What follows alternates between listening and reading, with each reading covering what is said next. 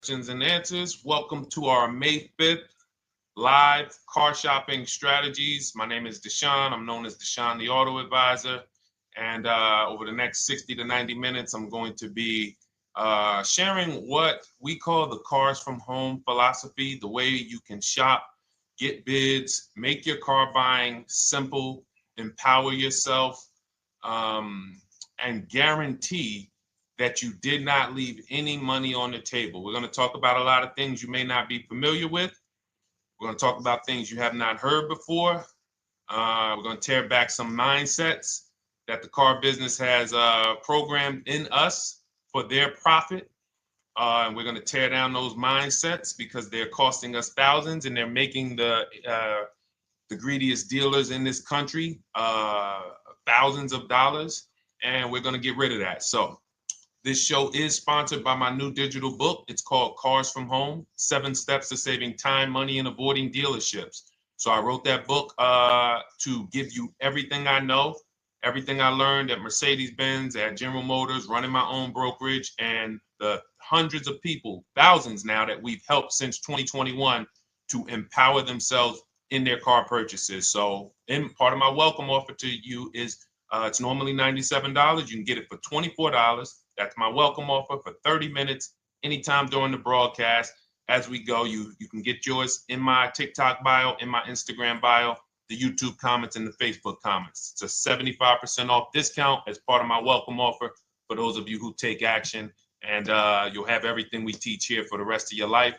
And you'll be able to move the same way you're going to hear me move and the way a lot of people I'm going to show you guys are moving. So no questions off limits. Feel free to start typing your questions. We are live on Instagram, TikTok. Hang on. I got Instagram up here. My man Dolan is moderating, so we're going to try to pull in every single one of your questions. Again, this is our May 5th live. We are live. It is Monday, so let's get to the questions. Okay, we got some coming in already on TikTok, Dolan. I see it is what it is. I'm just going to pull that one. I need to do one on shady mechanic shops. You should. If that's your area of expertise, the public needs to know from someone who's an insider what is going on in mechanic shops. I'm sure they get a lot of value. If you guys want, it is what it is to launch a channel teaching people how to avoid shady mechanic sites, type ones in the chat so he can know that he should go ahead and do that. Or she. I can't see if you're a man or woman. But let's get some questions going. Yasoy Tommy, I see you on TikTok. Interested in leasing, but I know I will go over the mileage. I drive a lot. Well, here's what you do. Give you an example. I'm leasing right now. I've never needed more than a 15,000 mile per year lease. So all of my leases have been 12,000 miles. I've never needed more than a 15,000 mile per year lease. Now, sometimes, that was because my family worked a little further from where we lived. We got a 15,000 mile per year lease, but most of the time I'm getting 12 because that's what I need. That's what I use. Now I'm paying $499 a month for this $55,000 Infinity truck. I got a 1% lease on it. I got my bids, the way we teach at Cars from Home. We're big on multiple offers. That's the only way you're going to save the big money and guarantee you got all the money is to get multiple bids. We teach you how to do that. You can do it by phone too. If you want to try to do it by phone, God bless you. We do it through email. We do it through emails and templates, and that's what we do. But I'm paying $499 a month for 12,000 miles. Now, let's just say I needed 15,000 miles. I would have bumped that lease up, and instead of $499, I'd be paying probably $30 more. So call it $530. Now, let's say I'm a high mileage driver at 20,000 miles. That instead of $530, I would probably be paying $620. And there I got my 20,000 miles per year. So the key is, and this is what you'll hear, people will blame the leases for not understanding that they choose the mileage. The mileage is not selected for you unless you go into a dealer and say, hey, work me up a lease. And then they're going to choose the mileage, probably give you 10,000 miles per year, and then try to close you on that.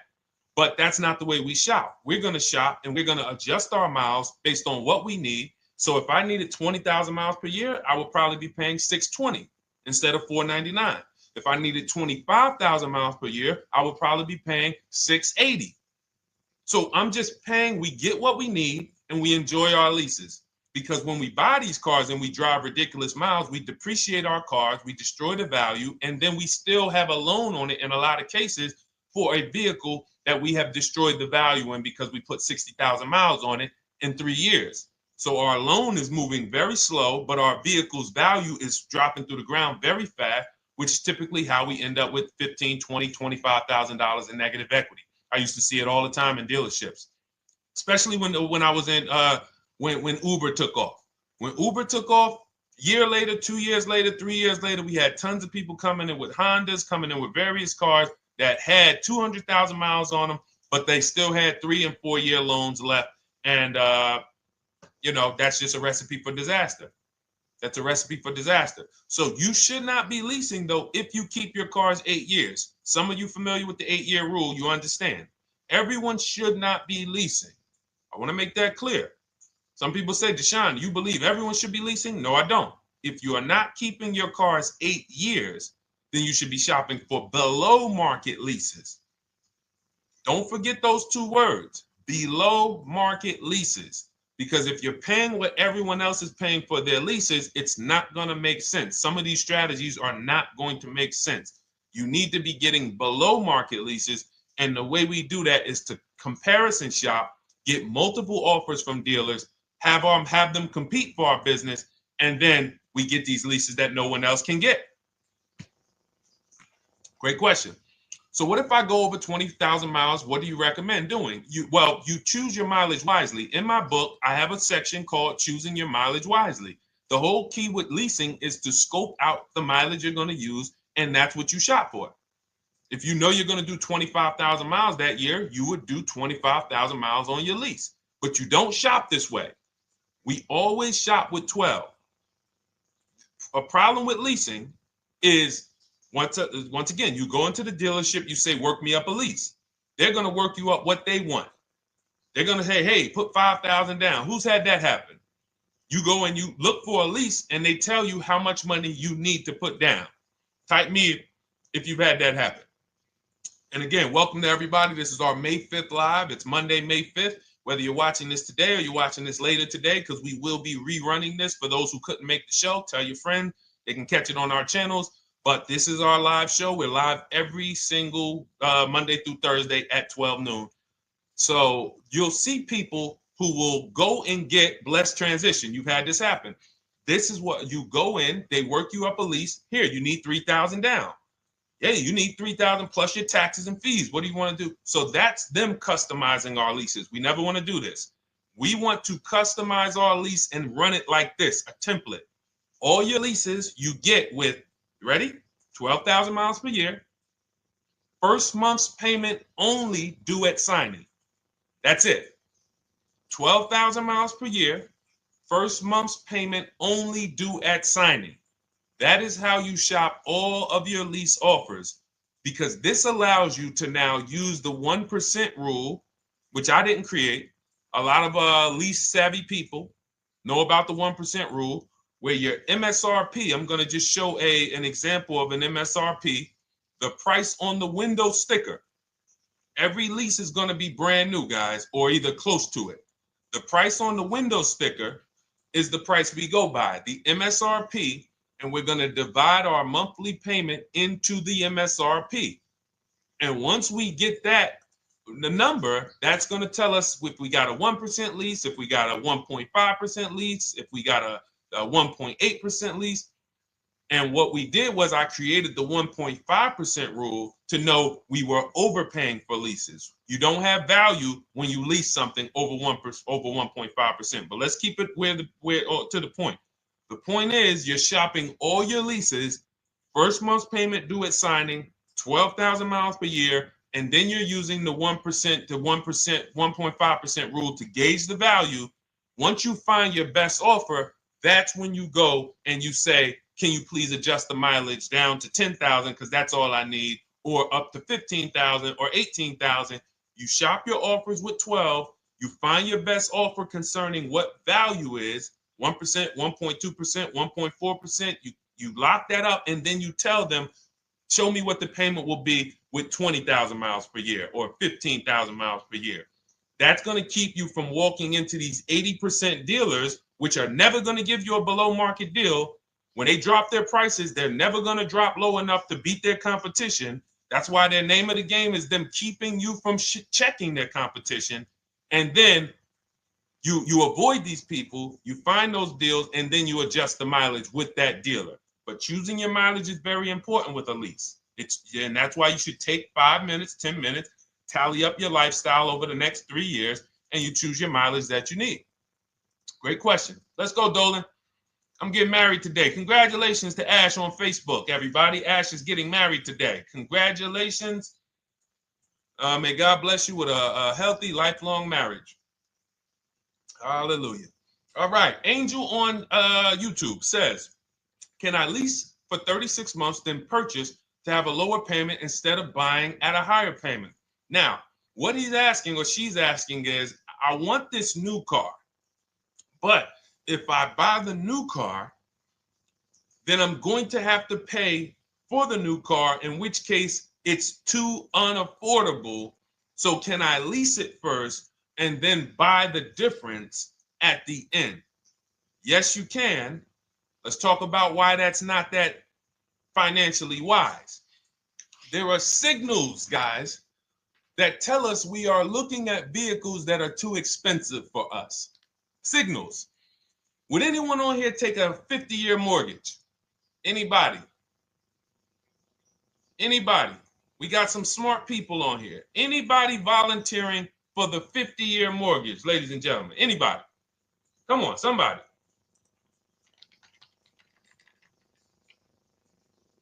No, why not? Why not? Why is everybody saying no to the 50-year mortgage? Because we know it's ingrained in us that a 50-year mortgage on a house means we can't afford that house, right? Same thing with cars. There's signals. And so when we cannot finance a brand new car and it's affordable, what should we be doing? We should be going to get a pre-owned car. That's what we should be doing. So some of you have the luxury where you could afford both a new version of the car you want, and you can afford a pre-owned version, of course. So you might say, Deshone, I could afford both. I want this car, but I could afford, which one should I get, new or pre-owned?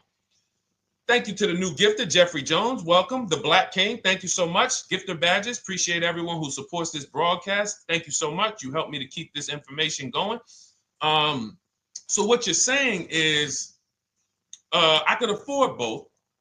Which one should I get? In that case, it's a matter of your values. Do you want a brand new car? You want to treat yourself? You only get it every 10 years. So it's like, hey, I only get a new car every 10 years. I'm going to treat myself to a brand new one. Curtis Thomas, thank you for sharing.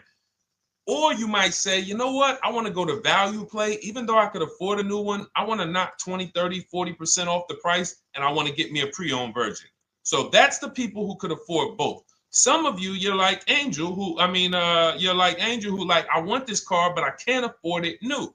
In which case you go pre-owned, because you don't want to you don't want to lease a car 3 years, even if you get a below market lease deal, great lease payment, turn around and buy the difference, because you're typically going to need a 5 or 6 year loan for the difference.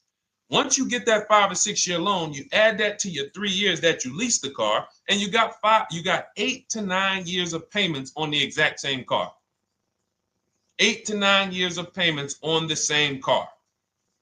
This does not make financial sense to pay that long on a car.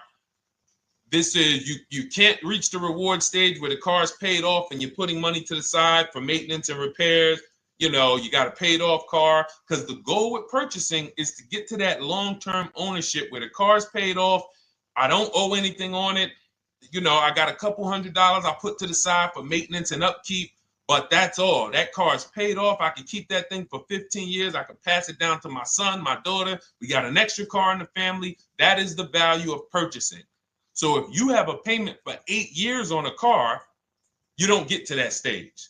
So that's why before I would ever recommend someone lease and then purchase the balance, I would recommend someone purchase a quality pre-owned car and get it at a below market price. Okay, does that make sense? Okay, everything that we're talking about, guys, is in my new digital book. It's called Cars from Home, 7 Steps to Saving Time, Money, and Avoiding Dealerships. Has everything we teach, because the name of the game is learning how to structure your deals. When should I lease? When should I purchase? And then once you have your structure, getting bids on everything to make sure you don't leave any money on the table. When you get bids on everything, you're never going to lose any money on your trade-in, because you didn't just get one offer on your trade-in, you got bids. You're never going to overpay for your interest rate, because you didn't get one offer on your loan, you got bids. You're never going to overpay for the new car or the used car you're buying, because you didn't get one offer on it, you got bids. And that empowers you to control the transaction. That is what we teach. That's in my new digital book, step by step. You can get your copy for 75% off, normally $97, but it's part of our welcome offer for 30 minutes. You got it in my TikTok bio, Instagram bio, YouTube comments, or the Facebook comments for $24. Okay, enjoy it, use it. All right, let's keep it going. I need to buy a car. I want to know how to buy the advertised new the new SUV vehicle for under $10,000 or even under $20,000. I don't really understand the question. Let me read it again. I need to buy a car, and I want to know how to buy the advertised new vehicle for under $10,000 or even under $20,000. Are you saying that's the discount you're looking for, or are you saying that is my budget? Please let me know. I don't quite understand. Go ahead to the next one, Dolan.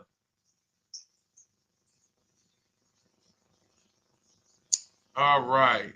If the Carfax report only has service maintenance, is it okay to purchase? Okay, so all right, this is a great question, guys. This is about used cars. Who's going to be shopping for a used car in the next year? Type the letter U. Type the letter U if you're going to be shopping for a used car in the next year. And for those who just joined, this is our Monday, May 5th, live car shopping strategies.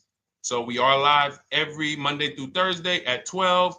And for those of you who are watching the rebroadcast later in the day, you can, you'll get your questions answered. Somebody might ask a similar question, or you can join us Monday through Thursday at 12 live.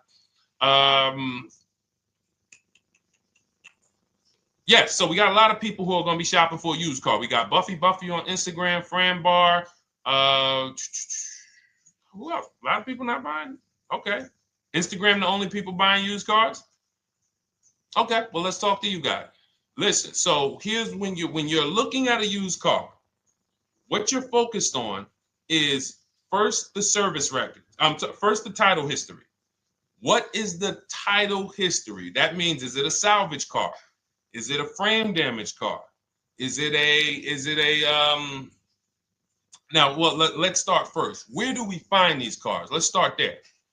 We're not going to lots. We're not stumbling onto people's lots. That's what they want. We do not want to go through our neighborhoods looking for used cars. Anybody who does not have a used car on a website, they're trying to take advantage of you, because that is unadvertised, that they don't want to be where the competition is. That is not the way we're going to move. And for years, it was like that. You drive past a dealership on the weekend, you see hey, oh, look, they got this nice yellow car, a nice big red car outside, and you just pull right in. That's 2005 stuff. Now, every used car, we need to be able to compare it to the whole market, which means we need to see it on a website, on a marketplace. So we're opening up, this is called my multiple marketplace strategy.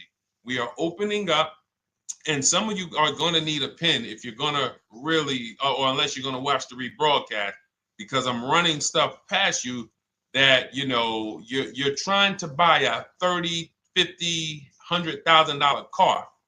We're not talking about how you're going to get a couple things from Amazon and, set up a little home studio for $2,000. We're talking about the second most expensive purchase most of you are going to make.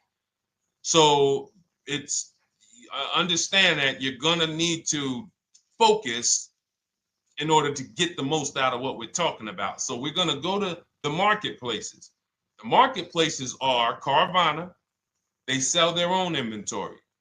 CarMax, they sell their own used car inventory. Driveway, they sell their own used car inventory. We're going to go to now dealerships. AutoNation, they sell other people's, they sell their own. They buy and they relist it on their website. But then you have Car Gurus, you have Carfax, you have Kelly's Blue Book, no, not Kelly's Blue Book. You have Auto Trader, Car Gurus. So we're going to all these marketplaces, we open them right up in one tab. So now what we're doing is we're putting in our criteria, and what we want to do, we want to go 100 miles out. Even if you're not willing to drive 100 miles out, you want to see what the whole market looks like within 100 miles. So now, if you know what you can afford, then you can put in your price criteria. I have a tool that I created. It's called the Perfect Budget Calculator. Some people who have my book, you've used it, where you put in your down payment preferred, you put in your interest rate, you put in any equity from your old car, and it tells you, because what you tend to miss is the fees.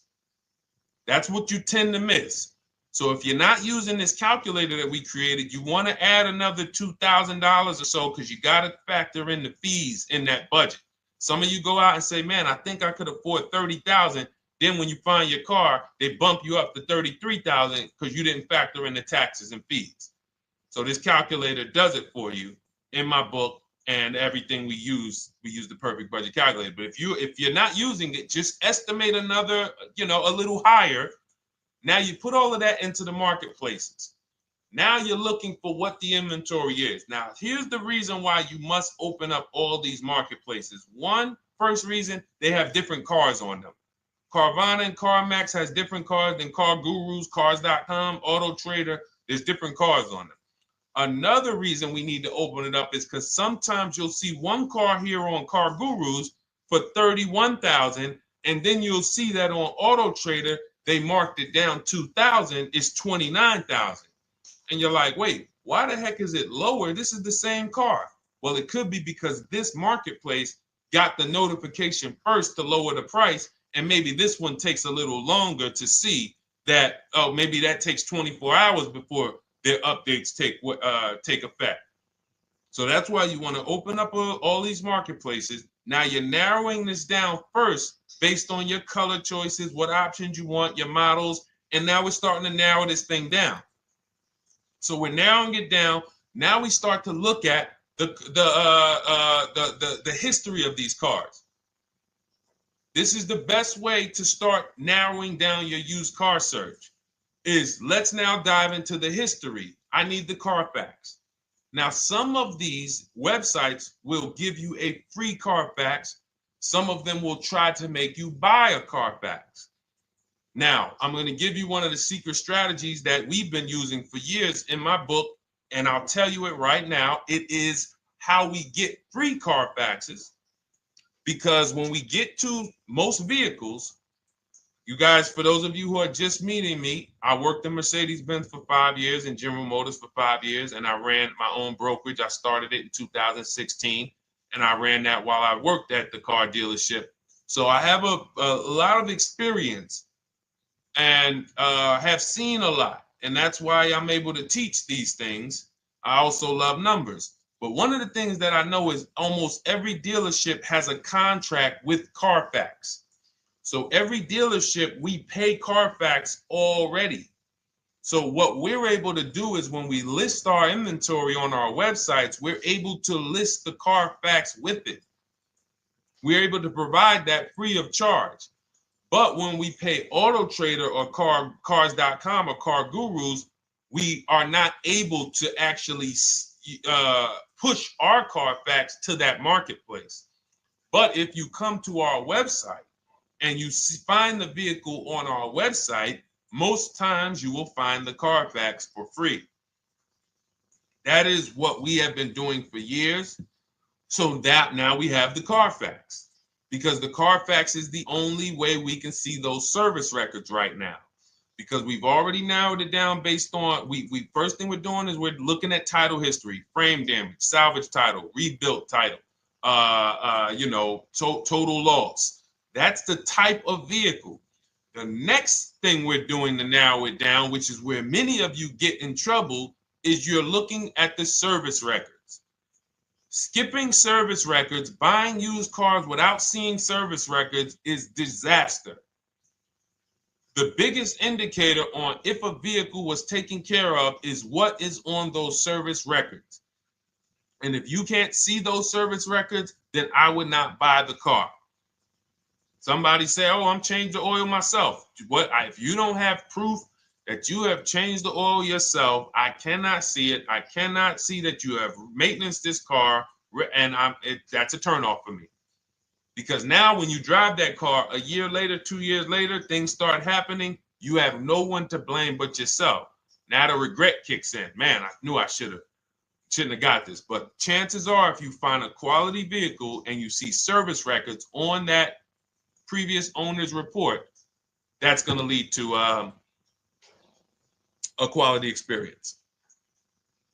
Okay, so that's pretty much how the initial part of our multiple marketplace strategy. As you can see, we have this to a science. Nothing that we're doing is by chance. Nothing we're doing is on a whim. That is it. But let's go to some more questions. And I think the biggest thing I want everyone to understand so far is that we don't wing anything in this process. There's nothing, everything that I'm teaching you is going to be out of our systems. Now, some of you have different learning styles. So let's address this. Again, welcome to our May 5th, Monday, May 5th live. We're live Monday through Thursdays at 12 noon. And we rebroadcast this for those who couldn't make it. You can share this with your family. Tell them, hey, visit Deshone the Auto Advisor's channel. He did a great show earlier. He answered some questions that everyone had. You can watch the broadcast all through the rest of the day. Now, but we're live every week, but we're live right now. So now the biggest, some of your learning style is different. What we teach is we have the ultimate do-it-yourself guide. This book is rated 5 stars. Thank you to everyone who's rated it on Goodreads. Just pull it up right here. For those of you who are actually on Instagram or YouTube, TikTok, you won't be able to see this right now. But the book is rated 5 stars. We appreciate you. And this is the ultimate do-it-yourself guide, whether you're new cars, used cars, leases, bad credit, how to make banks bid for your financing, high mileage driving. It's all in there, step by step. And it's a digital book, so you don't have to wait for it. As soon as you get and hopefully you get there before the 30 minutes, so you get your copy for the $24 instead of the $97. That's our welcome offer. But that's your do-it-yourself guide. Some of you, you're a do-it-with-you person, and that's Shop with Deshone. You like videos instead of reading. You want coaching. You want support. You want a community. We have 1,600 people in our Facebook group. That's our Shop with Deshone. We've had 2,200, almost 2,300 people come before you. When you see me share people like Zafrina and like Melissa and Sheree, Ken, all of these people who are, they're showing their car deals that they got. Look, took me about 30 days. He went through, past Friday, locked down 2 vehicles, 2 Yukon 2025. Said he dropped sold the BMW. They dropped the price down to 70 grand. So they took off like 5,200 for him. These are all people who are in the Shop with Deshone. Their learning style is they prefer videos. They prefer, coaching with me. But again, it's the same information. So I want to be clear. It's just your learning style. So if you are like Deshone, give me the blueprint and I will run this thing. That you're going to be like the people who send, like Marie. Marie just wanted to let you know she got our book. Using the book, I saved over $13,000 off MSRP. Now, here's where the feelings get hurt. And this is not my intention. But some of you have these same vehicles that you're going to see me sharing that our people get. And when you see what they paid for them and what they're getting off of them, you're going to see, wow, I did not get that. I did not get that type of discount. So all of you who have this 2025 GLC coupe fully loaded, she said they took $13,000 off MSRP. She got her bids from home, got my payment to be hundreds lower per month, maintenance included, no money down. We are masters at no money down deals. You should not be putting money into these cars unless you intend to keep them for 10 years and you got a great price already. You got a huge discount already. You should not be putting money into these cars. I have never done more than $1,500 out of my pocket for any lease. And when my car that I bought, I put money down on that because I bought it to keep it. But everything else, we are shopping with no money down. So you're going to see that a lot. So again, depending on your learning style, you can head to my bios and to the comment sections, open the Cars from Home Toolkit, Shop with Deshone might be right for you. I don't care how you get the information as long as you are saving the money. I don't care. If you could do it with a $24 book, do it with the book. I would rather you say, man, this guy Deshone helped me. I bought his book. I got it on the sale because he did the welcome offer for $24. And man, I done got 4, 5, 6 cars using this thing. And all I paid was $24. Congratulations. I will celebrate that. I wish that for everyone, but that's not everyone's learning style. So, okay, Dolan, let's keep it going. I'm sure we got a lot more questions coming in. Molly from Facebook, great to see you. Needed to be here. Well, I'm glad. I just ordered a new vehicle last week, expected to arrive in 3 months. I need a breakdown of how to get out if the options they want, get out of the options they want to the MSRP. Well, first of all, what you want to do is you want to get bids now.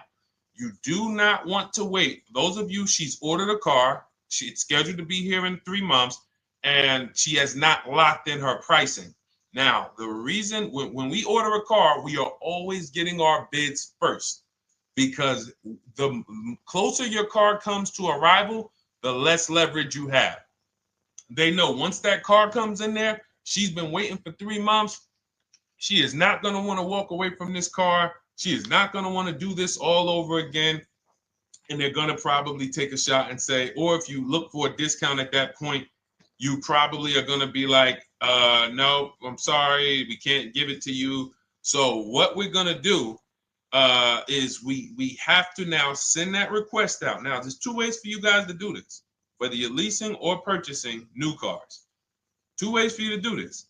You can do it your way, which is calling around.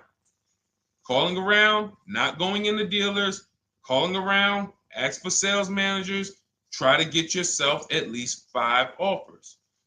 Because the only way you're going to see how overpriced the offers are is to actually get multiple offers. So I'll give you an example. I'm showing you guys on the screen what a market report looks like. So we also have a division. We shop for people's new cars and their leases if they have good credit. So when you see, oh, I tried to pull it up. It's not loading. So what you're going to see, and some of you who've used our stuff, you can testify to this. There is a huge spread between the best price and the worst price. Huge spread. So in order for you to know you actually got the best price, you need to see 4 other offers that are higher. I'm going to say that again. Thank you to all the gifters on TikTok. Thank you, Jeffrey Jones. Appreciate it. You need to see other offers that are higher. So let's go back to my car. This dealer who won the bid for my Infinity truck saved me over $8,000. Now, he said to me when I was making the deal with him, he said he knew that I was not going to find a better offer because he had used a special coupon he had to apply towards the deal. He needed the deal that month, and that's why he won the bid. So he's able to take off $8,000. If I was purchasing, I would have got $8,000 off the price. But I leased it, so my lease payment was $499 a month with $1,270 down total. And $1,270, $499 of that was my first payment. So every other offer that I got, $560, $605, $640, $700, $750. That's how you know you did it right. If you don't have a bunch of the 80%, we call them. This is the 80%. Some of you have heard me say we don't negotiate with dealers with fake fees. It's a losing battle because even when they take off all the fees, they're still super high. I'm going back and forth by email. So if you're using what we teach, you're taking minutes out of your day. You're going back and forth with email. We close deals in 60 to 90 minutes. I'm not inviting anyone to car college. 60 to 90 minutes of emails back and forth. Next thing you know, we're closing a deal. But you're going to see, even after back and forth and telling the dealers through email, you can do it by phone. Hey, I'm shopping other dealers. Please make me your best offer. I have all the templates written. So when you're using our stuff, you don't even have to wonder what you're going to say. You just copy and paste our template. But even after that, you're going to see, wait, these people are still giving me super high prices, even though I told them I'm shopping, even though I told them I'm serious, I could buy the car right now, even though I gave them every single thing I need to give them to get an offer, they're still $150 a month higher than my best offer. That's going to prove to you that they are the 80%. They are not coming down. When they say this is our best deal to their customers walking inside, they're not lying. It is their best deal. It is not the best deal. It is their best deal. Their competition's best deal will blow their best deal away. And the only way you do that is by getting bids. So that's what you need to do, Molly. Take exactly what you're looking for. If you want to call around, call some sales managers and say, hey, listen, this is what I'm looking for. I put in an order, but I'm not dead set on the price yet. Haven't really gotten, I want someone to lock in a price for me.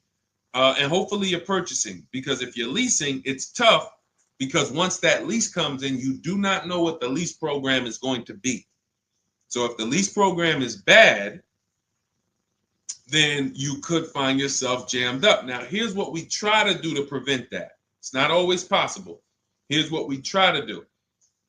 Once you have found the best dealer who's won the bid, now what you're going to do is say, based on this price that you're selling me the car for, can you give me a lease estimate now? So let's say I'm ordering this Infiniti. I shop around, I find a dealer who says, all right, Deshone, I'll place the order. I'll take $6,000 off list price for you if you do the business with me. Perfect. Can you give me a lease quote based on that now? I know this is not the vehicle. My vehicle's coming, but can I get some type of an estimate of what it would be? And then I look at that, and if it's affordable, now I place my order. But I'm not placing an order for a lease blind, not knowing what my payment's going to be when that car gets here. Okay? Does that make sense? I know I may be typing, this is heavy. That's why I told you guys, when you're here with us in car buying, below market car buying strategies, this is like short 60 to 90 minute master classes. This is not lives where I'm showing you how to make macaroni and cheese and turkey and like, okay, yeah, you got your music playing in the background. Hey, listen, all right, what I need? Oh, hand me the Sazon. No, you could do multiple things. This is heavy finance talk for 60 to 90 minutes, and it will change your life. And I just saw my girl, Lisa. Lisa, good to see you. Lisa's been, she's been learning from us and rocking with Cars from Home. Let me see. I'm glad you clarified, even if no money down on the lease, you still really have to give them the first month's amount. Yes, I don't know what I'm going to do yet, buy or lease. No matter, I'm learning lots and sharing with my peeps. Thank you, Lisa. Thank you. Now, technically, you don't have to give them the first month's payment either. What I do is our templates all involve shopping, first month payment due at signing. But if I wanted to, so let's say, for example, on this $499 a month lease I got on the Infiniti, and I'll actually will add this because I'm glad you said that. The lease that's your first month's payment, so it's not considered money down. It's considered your first month's payment because you're leasing, you're paying 36 months or 39 months. We don't do 4-year leases. We don't even do 3.5-year leases in most cases. We're not doing it. It's 36 months, 39 months. And if they have a really, really good program for 2 years, they will tell us about it. But we shop for 36 months. But you can tell that if I wanted to tell them, you know what, I want to do a straight sign and drive. I don't even want to give you the $499 for the first payment, which means you're asking them to pay the first payment, then it would have just been $500 going back into the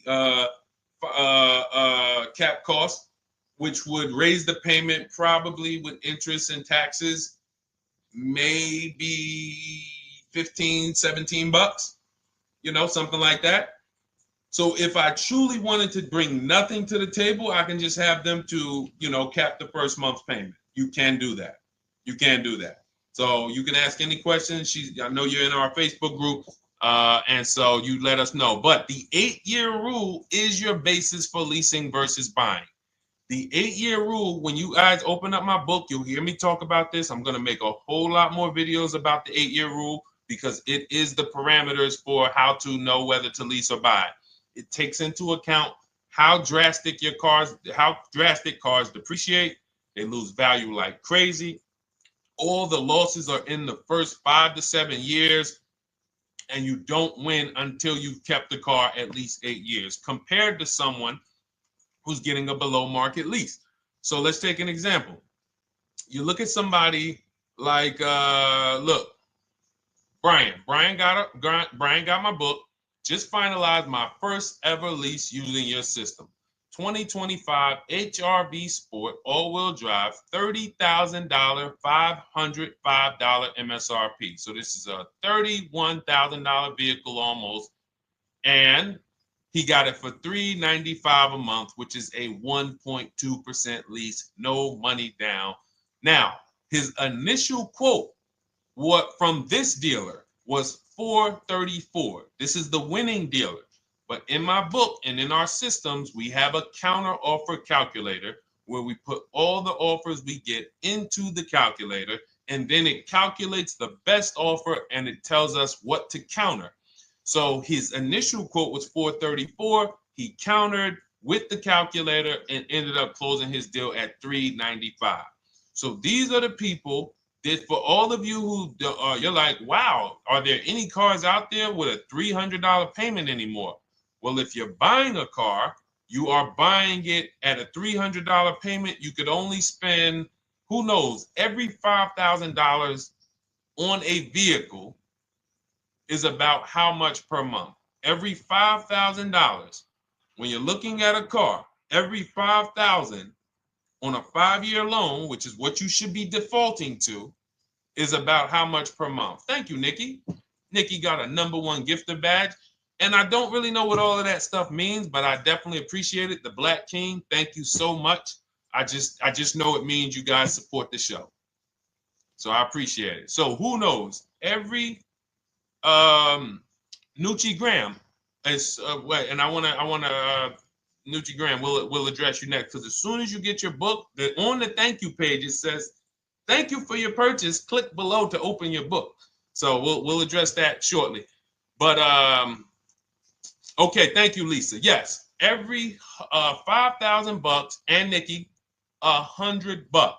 So this keeps you in the safe zone. When you are looking for how much loan I'm going to take, you are looking and saying, every $5,000 is going to cost me roughly $100 per month. So if I want to spend $400, then my loan needs to be about $20,000, which means I'm looking at this car. If I'm going to buy it for $23,000 plus fees, and I want to be at $400, I'm going to have to come up with some more money down, because I need to get my payment here. I need a $20,000 loan. I'm not going to go in looking at a $20,000 car and thinking, man, can they get me to $250 a month on this? No money down, because the math doesn't make sense. Because the only way they can get you to that is to put you in a 7 or 8 or 9 year loan, which is a horrible deal. And they've done it to a lot of people, because you go in and you just say, get me to this monthly payment. And they're like, well, you didn't say how long. You come in later, hey, man, my loan is, I remember, man, a guy called me, and this is, unfortunately, people are not trained to look at how long their loan is. Early in my career, I think I was still with General Motors, and a guy came in and he had some vehicle, And he was like, you know, D, could you look at this, man, and tell me, because I don't, you know, I'm trying to get out this thing, man. They telling me I can't get out of it now. That's a recipe. You bury yourself when you make these types of moves. They're saying I can't get out. I looked at his contract. It was a 96-month loan. 96-month loan. So he's in a 96-month loan at a high payment. He's going nowhere. And what it came from is him going in and saying, hey, get me to this payment. My payment's affordable, but how long is the payment? That determines what you're paying for the car. So when we say, yo, are there $300 payments out there? I'm showing you. Leasing, there's cars you can drive 30,000 miles, $30,000 cars, beautiful vehicles, payments in the threes when you're shopping and getting bids, and you're finding vehicles with great lease deals. At the same time, on a pre-owned car, that's only going to get you under 20 grand, between 15 and 20 grand. So it's about getting the most for your money. And getting the most for your money, you must take into account the 8-year rule. If I'm not keeping a car 8 years, I should be shopping for a below market lease. I'm not tying up any of my money in this car because I'm not keeping it long enough to have all of that money benefit me. Does that make sense? Type ones if that makes sense. Type dollar signs if that makes sense, because this is about money. If I'm not keeping the car 8 years, then all the money I'm going to tie up in the car to pay for it, to pay off the loan, to do the maintenance, to change the tires, to change the brakes, to change the oil, to change the brake fluid, the transmission, all of the money I'm putting in that car, just normal maintenance. I didn't say anything broke. Normal maintenance over 7 years. I'm not going to keep the car long enough to have that make sense. Whereas had I leased, I'm just below market leases. I'm just literally paying cents on the dollar, changing my oil.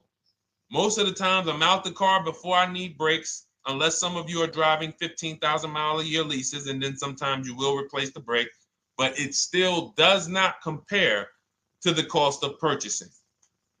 And you know, throughout the show, I'm gonna show a lot more lease deals and a lot more discounts. But the reason why I show you guys the lease deals is because the money doesn't lie. Unless you're just hell bent on paying more, the money does not lie. You can't compare when I was, you know, I'm driving $40,000 cars, my payments have a 3 in front of them, and my friends are driving $20,000 cars and their payments have a 3 in front of them. And those cars are used, need maintenance, you know, warranties done ran out after 4 years. I'm over here driving brand new cars, problem free, and they're paying the same amount or more than me, and they're driving inferior products. And then once they really get tired of the car, they go ahead and they trade it in and they start the process all over again. So it's bad financial advice that the car business never trained on, and they just love for people to be ignorant. But we're not going to be ignorant here. All right, Dolan, let's keep it going. By the way, all of you who just joined, this is our Monday, May 5th live. We are live every Monday through Thursday at noon. So for those of you who may be watching the rebroadcast, we rebroadcast the show all through the day. So for those who missed the show, you can either, you know, or some of you want to tell your friends, oh, hey, you're shopping for a car, go watch this show. And we'll rebroadcast this show all through the day. And we rebroadcast all the episodes through the weekend. So for those of you who didn't have time, you're like, man, I want to catch up on all the shows, all the questions that were asked. We'll rebroadcast those through the weekend. But we are live every Monday through Thursday between 12 and usually 1:30. You can have your friends and family tap in. You can bring your questions, and we try to get to as many as we can. All right, Dolan, let's keep it moving. Let's get to some more. What are the companies for loans? Well, there's a lot of them. First thing you want to do is, so we teach something called the bank bidding war. This is a question, because here's my question to you guys. Where do you get your car loans from? Here's my question to you. And I'm going to tell you how we should change the answer, because I know what some of your answers are going to be. Where do you get your car loan from? Some of you are going to say my bank. Some of you are going to say the credit union. Some of you are going to say the dealership. But all of those are not the answers we want to go with anymore. Here's the answer. You got it, Nikki. I love Nikki. Whoever gives me the best rate. That is going to be the answer moving forward. If you're using what we're teaching, that's your answer. Whoever gives me the best rate. What, in other words, whoever wins the bid. So what we're doing is we are not just going to our credit union and having them run our credit, give us a rate, and now we going out and we're shopping with a check in hand and we're shopping with our back against the wall because the bank says, well, hey, you know, your pre-approval expires May 17th, so you hurry up and find a car or you're going to have to come back and run your credit again. Now we're over here and our bank is putting our back against the wall. That's ridiculous. So what we do is we use what you should do is you should look at the average interest rate. If you have average credit, look at the average interest rate, and then you use that to budget. Again, I have a calculator that we invented. It's a proprietary calculator. You can't find it on Google. It's in my book. It's in our course, Shop with Deshone, in our checklist, our video checklist. This is stuff that, again, we don't, if you notice stuff that I teach, it's not anywhere. Deshone, why can't I find an 8-year rule on YouTube? It's because it's Cars from Home. We created it. I can't find the 1.5% rule. No one else teaches that because it's our intellectual property. We created it. I don't mind people saying it, but they need to understand we didn't find this stuff. We created the stuff. So calculators, we invented them. So this calculator you take this interest rate, but even if you want to use a standard payment estimator calculator, you can take just what I said. Remember, add a little bit more for the fees, because that's what you're not taking into account. The fees, the taxes, and that's where we get in trouble. My calculator, our perfect budget calculator, does that for you. So now you want to look at the average interest rate. Type in average rates for cars. Use that for your budget, just so you can know about how much car I can go and get. So between what I told you about the 5,000 being $100 a month, and that last part about, adding a little bit more and using the average interest rate, you should have a good gauge on a range of car to go and shop for. Now, once you now shop your market, whether you're shopping new or whether you're shopping pre-owned, once you find no one's touched your credit till now. No one has touched your credit with a hard pull, especially not. We do not, in order for this to work, like what Nikki is saying, where you're only giving your business to the bank or credit union that gives you the lowest APR. In order for this to work and for you to be able to shop freely, no pressure, you need to make sure you don't let anyone run your credit with a hard pull before you find your best deal on a car. Soft credit pulls, estimates of budgeting, the way I just said. Now, you go out, you find your car, whether it takes you a week or a month or 3 months. Bang, I found my car now. You lock the car up, put it under contract, you leave your deposit. You never, ever. How soon when you get a car does the dealership want you to take it? I like asking questions like this because we can prove how predictable most of the car business is. How soon after you purchase a car does the dealership want you to take it? Thank you, Janae. Immediately. Now, the reason for that is, there's various reasons. There's various reasons. Right then and there, Molly, yes. But what I want you guys to focus on is what you lose by taking it right then and there. You lose the ability to shop the interest rates. And shopping the interest rates is very important because you'll always wonder, could I have gotten a better rate? So what you do is you lock the car up, you let them know, hey, I'm going to go home, just give me my, let me get my paperwork so I know exactly how much I need to tell my bank. And here's the key, if you guys can beat what my bank or credit union gets says, then I'll give you the loan. See, some people think that I teach don't let the dealerships compete. I never teach that. What I teach is don't let the dealerships be your first offer ever. They are always your last offer, and they're competing against other offers that you got. So now you're going home, your car's waiting, you're going to see what your bank, your credit union can do, and then you go online. You can go right online. Auto loans online, auto financing online. Let all of these banks and credit unions access your credit now with the hard pull, because there is an article that Experian did, and you can find it on almost any credit bureau, wrote an article on rate shopping.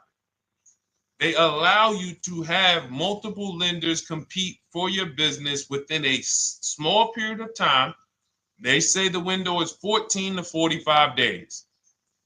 So if the window is 14 to 45 days, how quick do y'all think I want you to do it?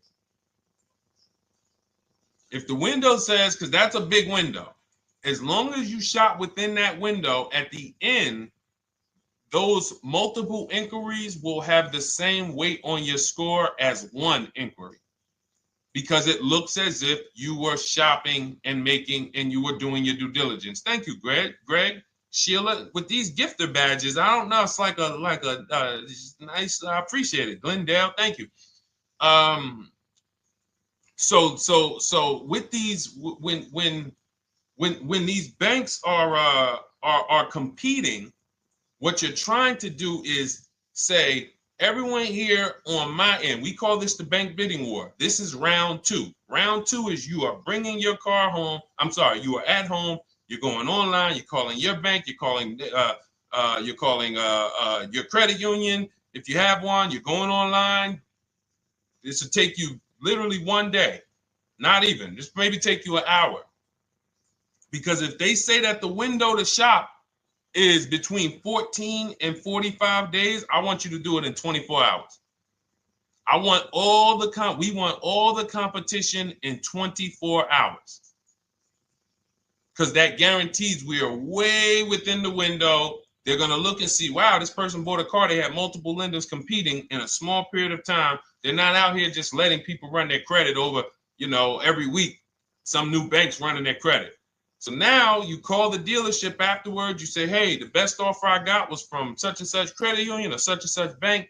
If you guys can beat it, I'll give you the business. You allow the dealer to now shop you to their banks. In which case, they're going to call you and say, hey, good news, we got you a better rate. Or, hey, good news, we couldn't beat the rate, but we can match it. In which case, they save you the time, they save you the paperwork. Or they're going to say, hey, listen, that's a great rate you got. We can't beat that. None of my banks can beat it.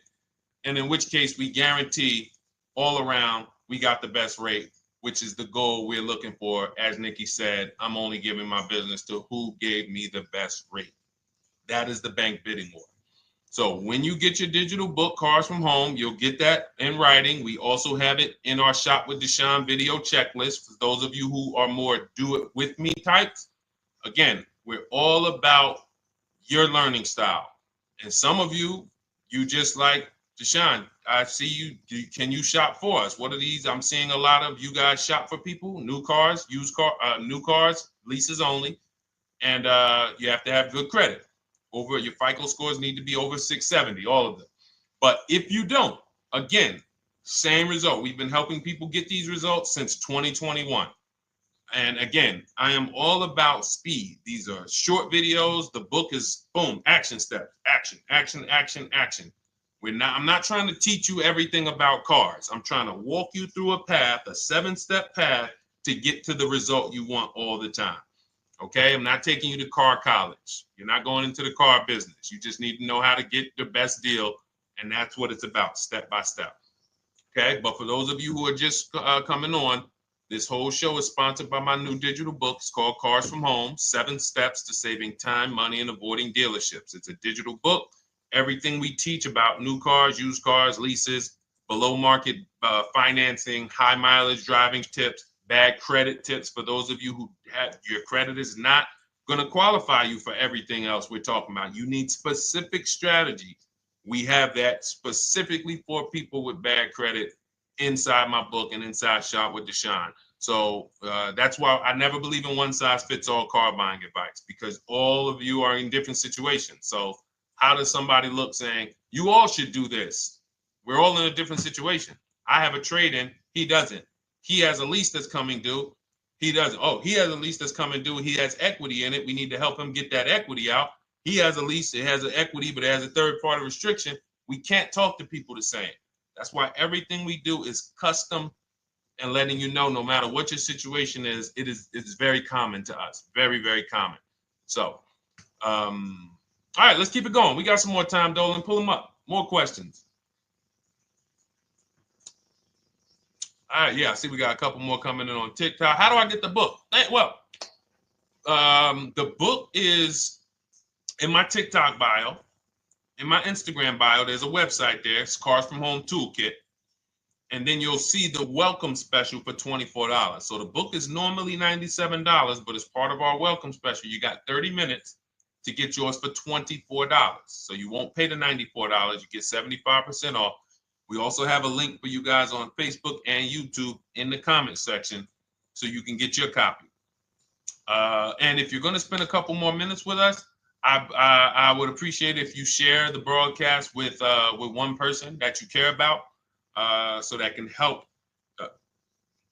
we can help get this information out and we can help change lives. If you didn't receive your ebook, well, first of all, as soon as you purchase your book, you're going to see a thank you page. It says, thank you, screenshot this page. And then it says below, click the link below to open your book. So you actually get the link to open it as soon as you make the purchase. And then I say, I also emailed you a copy. So sometimes people type their email in, one letter's wrong. Obviously, we can't send a book to an incorrect email, which is why I have my support team's email right on there. So that if you don't see that book within 5 to 10 minutes, you email my support team, hey, I didn't get the book. They'll get you the book right away. So as you can see, I want you to, Dolan, can you put up, do we have anywhere with, we can put up the support team's email for this person? And just send an email to support.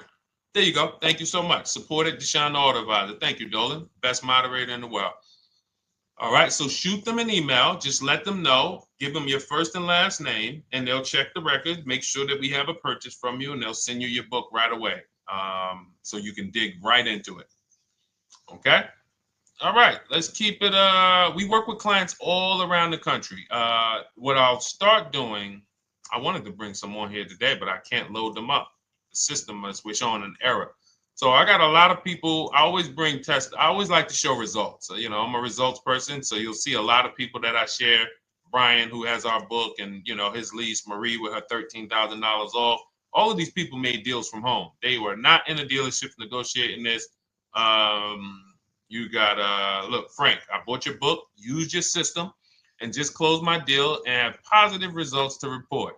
I love when y'all email me, by the way. Like, please continue to do this. A caveat is I wanted a just released 2026 Genesis G70 Advanced, and there are no incentives. I could have gotten incentives on the 2025. However, I wanted the 2026, and I was willing to pay. So even with high demand cars, even with cars that are rare, this is the situation. I reached out to 20 dealers and I received 9 offers for 36 months, 12,000 miles on a $58,000 MSRP. The initial offers range from $1049 to $901 with everything in between. I counter offered using the calculator that we have and closed the deal at $815 on a $58,000 MSRP. That's a 1.4% deal. Now, mind you, that on a vehicle on a 2026 with no incentives, which means every bit of that was the dealer taking off money for him. He probably had to get at least $5-6 grand off to have that deal come in the 8s, when other dealers were quoting him 9 up to 10 and, you know, mid $1,000 range. So, you know, but so I show the book testimonials. I show my Shop with Deshone testimonials. But I want to start bringing these market reports so you guys could actually see that's our team shopping all around the country. And that allows us to stay, we're able to just stay on top of the market, like from state to state. It proves like this stuff is not, oh, if you're in New Jersey, the deals are better. Hey, if you're in Florida, the deals are better. If it's California, we don't have deals out here. All of this stuff is not true. And thank God we have people using the Cars from Home systems, be it by book or be it by our video checklist, or be it us shopping for people all around the country where we can tell you beyond a shadow of a doubt. I can show you market reports from Texas, from Oklahoma, from South Dakota. We did a deal for a Mazda, a South Dakota deal, Nebraska, California, Florida, Georgia. We're shopping for people all around the country. And there's great deals everywhere in the country when you know how to make dealers bid. Because you're always going to find that 20% dealer who just wants to beat their competition. They're the best in the region. And you got to go out to find them. You got to have a system to find them. Because most of the dealers are not them. Most of the dealers are the 80%.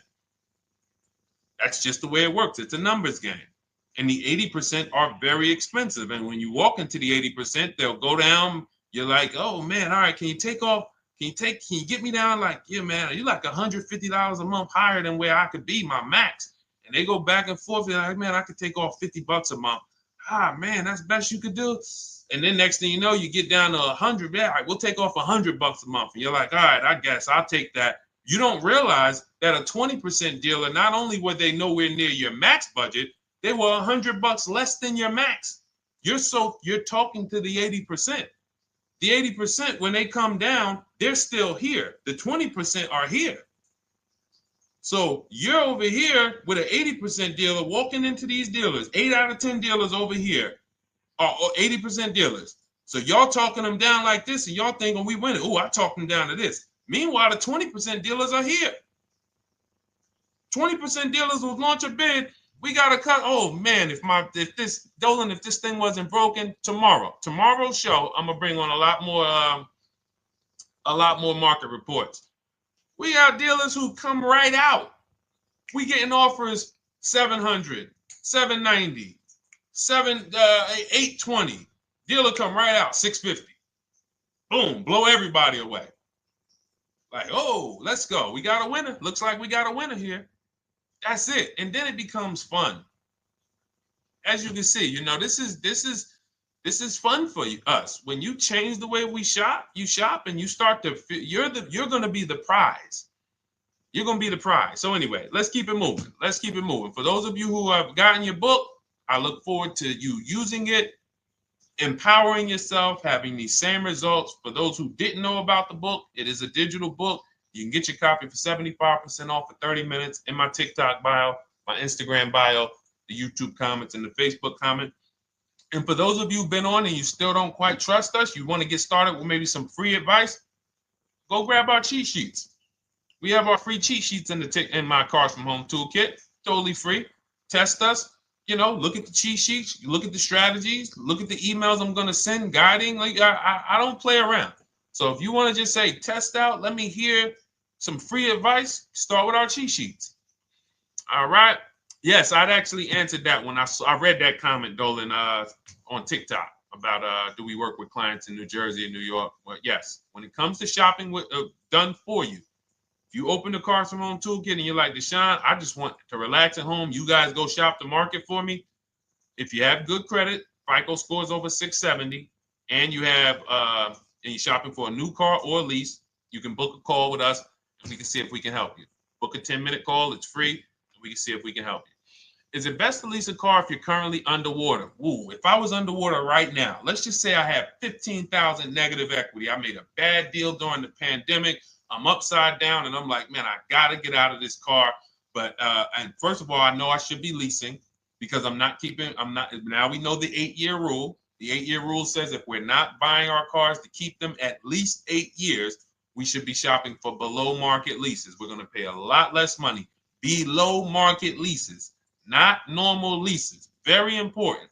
So what I'm going to do is I'm going to actually right now look for an electric vehicle that I could lease because some electric vehicles right now, we're getting under 1%. We're getting 0.88% leases. We're getting 0.79% leases, because if you do your bidding, you're going to see. Now, again, if you want to call around for your multiple offers, you can do that. I'd rather you call around than to do what you've been doing. I'd rather you, with your new cars and your leases, call around before you walk. That's better than what you've been doing. But if you're like, Deshone, I don't want to talk. I don't want to wonder what I'm going to say. I just want to copy and paste. That's the Cars from Home way. Either way, you get your 5 offers, and you're going to see now, my best offer on this $40,000 electric car might be $320 a month.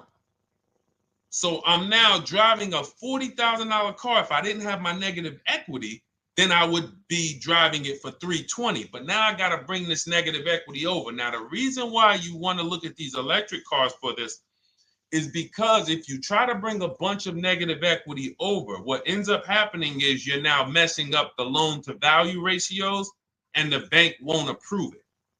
So you might go in and look at a $40,000 car, and now you bring this 15 grand of negative equity, and the bank is saying, we're not going to loan $55,000 on a $40,000 car. We're not doing that.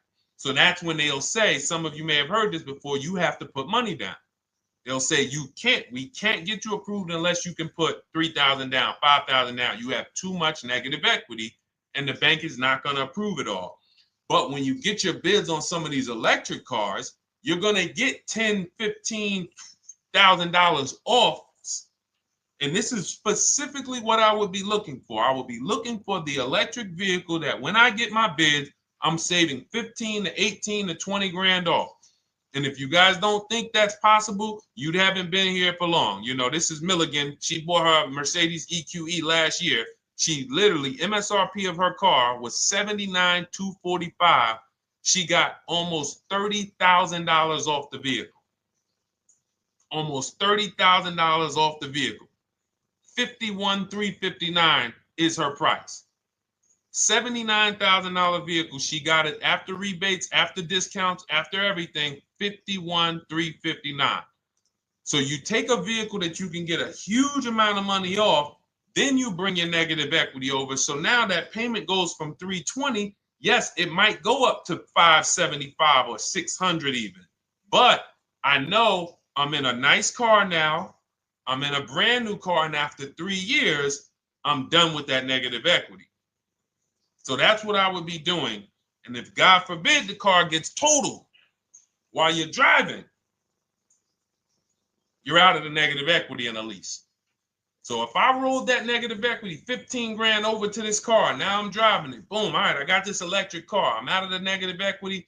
I got a good value. I'm in a $40,000 car. My payment is affordable.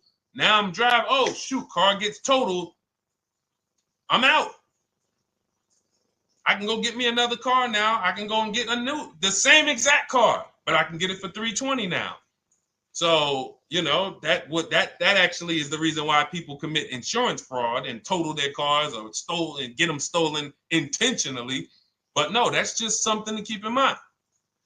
Something to keep in mind. Because most of you, when you start leasing, you're going to see that was my reason for negative equity. That was my reason I kept having negative equity, is because I wasn't leasing. And that was the reason I was paying more money for cars than I should have, because I wasn't leasing. And again, the key is getting below market leases. You walk into a dealership and say, work me up a lease, you're not going to have these payments that, you know, we're talking about here. It has to be below market leases. That comes through multiple offers. Only way. All right, let's keep it going. A lot more questions. No gap then. Is that your first time leasing? Well, no, we'll get to that. I see it's a little conversation happening on TikTok over here. By the way, everyone, this is our Monday, May 5th live. We're live Monday through Thursday. Tell your friends, please. I would love for those of you who are going to keep joining us to see some friends tomorrow, family members tomorrow, co-workers. When you are at work, when you're talking to people, if they say they're car shopping, I would love for you to invite them to our live shows Monday through Thursday at 12. And if they couldn't make the show, we will rebroadcast each episode for the rest of the day. So after today, after we end the show, if you guys want to refresh on some things or you want to whatever, you want to send people, we will rebroadcast this episode for the rest of the day. And then on the weekends, we put together a weekly compilation. We broadcast them all just for the people who couldn't make the live shows. But every Monday through Thursday, we are here. And yes, happy Cinco de Mayo to you too, Nikki, and to everyone who celebrates. All right, what do you think about waiting till December month, mid-month to buy a vehicle? I do not. Dealers need cars to sell before that. It's a myth. All right, we're going to dispel a myth, okay? When have we been taught that the best time to buy a car is? Thank you to everyone running up the likes on TikTok. We're at 3,400 likes. Every time you hear something you like, you double tap the screen. That makes a big difference. It sends a message to TikTok that we're doing something good over here. Okay, end of the month. Yes, sweet now. End of the month. So we're gonna peel, like I told you guys when we started the broadcast, right? We are gonna, yes, Molly, last day of the month, right? So this is what we have been taught. Last day of the month, come on in. That's where your deals are, right? Let's look at this logically. As a former car salesperson, the times where where I saw the dealer or myself being the most desperate was the times where we did not have a lot of customers. Sometimes you look up, it's the 10th of the month. They call us into a sales meeting. They say, hey, guys, we got to sell 200 new cars this month. We are only at 40. We are way behind. We are tracking way behind. Call anyone you know who's a real customer. We are entertaining every reasonable offer. Now, you've been taught there's a group of people that we know are coming at the end of the month. There's a group of people that we know that last weekend they're going to rush. But there's no desperation there from us because we know they're coming. So we look and say, I'm much more desperate at various times throughout the month than I will be at the end of the month. Because think about it. Every time you go into the dealership at the end of the month, is it dead or busy? You go into the dealership most of the time at the end of the month, is it dead or busy?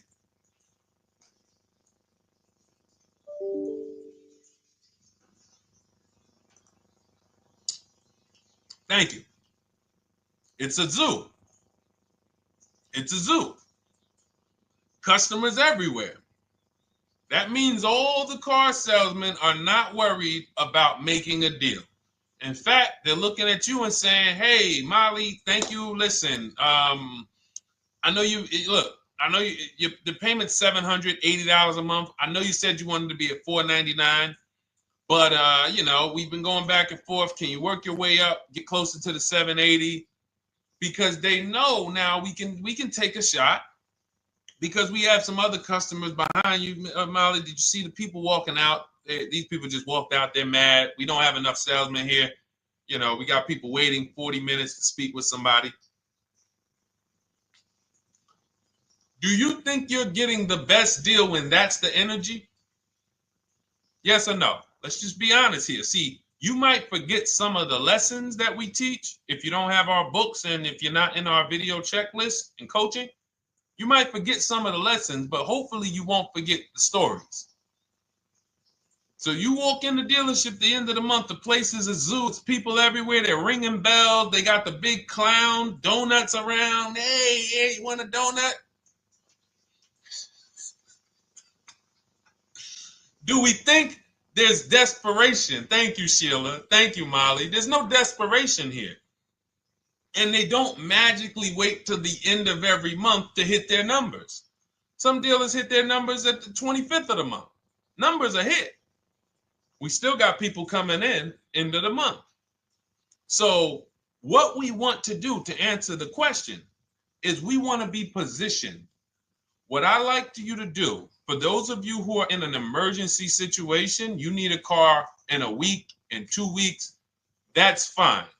Everything we teach can guide you. We've had people who got their cars in 3 days. Like that's not something that is let's see. This is my second go around, much easier, more relaxing experience. Calculator definitely helps. Turned in my CRV, got a 2022 Marcus, some dealers wouldn't do. Somebody, I wanted to read you somebody who got their car in like 3 days, 5 days. That's normal. Again, like I said, we're not taking you to car college here. Like you know, our step-by-step programs can get you to your cars in less than a week, 90 minutes. But you don't want all your car shopping to be emergencies, because here's where you want to be. You want to be able to say no for up to 3 months. Reason is, there's a group of people that walk into the dealerships. They're there right now. They're desperate. They're giving off. They back themselves into a corner for whatever reason. If their leases are up, maybe they don't know you can get an extension. If your lease is up this month, you can call. You can get yourself an extension for 1 month. Some leases will be extended up to 3 months, up to 6 months. Those of you who have cars and you're like, Deshone, I'm shopping for a new car, but I don't need it. I just, my car still got some life to it, but, I want to look for something new. This is a position of power to be in. This is where you want to be. You want to be able to say to yourself, all right, let me look at the offers this month in May.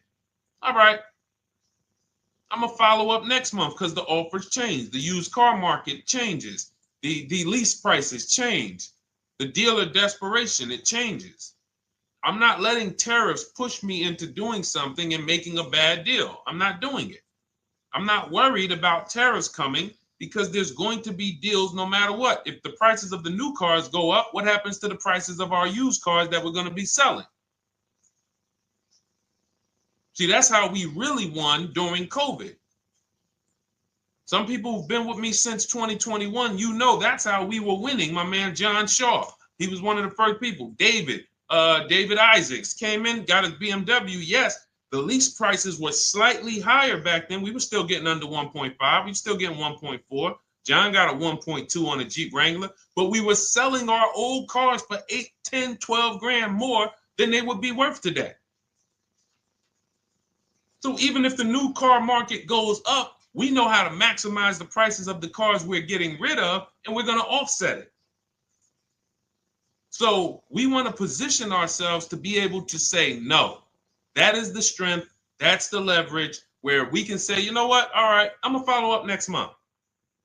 Now we're telling the dealers right up front, hey, call me. I'm good between now and June 18th. I'm good between now and July 20th. So now what those dealers say is, okay, this is a serious customer. By the way, we have all this in templates. In my book, you fill out the template, you fill in, here's the day you can buy a car. This is your deadline. When we blast it out, these are things you can call dealers and you can tell them, hey, I'm good between now and anytime before the summer. Call me if you get a black one with the red seats and this package in it. If you want to call around, you want to do it that way, you could do that. But what you're letting them know is, call me when you want to make a deal. I can make a deal today.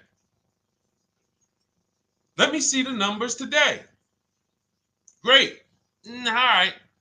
If sometimes you'll see that a car is a little bit out of the range we want it to be in, you might say, man, I'm looking for it to be around, 505. This thing's coming in about 550. Okay, maybe I'll check next month, see if the program gets better. You might say, all right, dealers are saying to some of you shopping for cars that maybe every dealer is not going to have it. When you reach out to the dealers, only 5, 6 dealers have it. But they say, hey, I got something coming in May. I got something coming end of May, June. Is that good for you? See, they're desperate customers. They can't say yes to that because they back themselves into a corner. But you guys now operating with a 90-day shopping cycle. If a deal comes today, I'm jumping on it. But if you got something coming next month, I'm jumping on that. Call me when you're desperate. Call me when y'all have that meeting. Hey guys, we're way behind. Listen, we need a deal. I'll take any deal right now. Hey, is that person that Sheila McCauley, you know, that last month, her number, we couldn't make that deal last month. Did she get a call yet?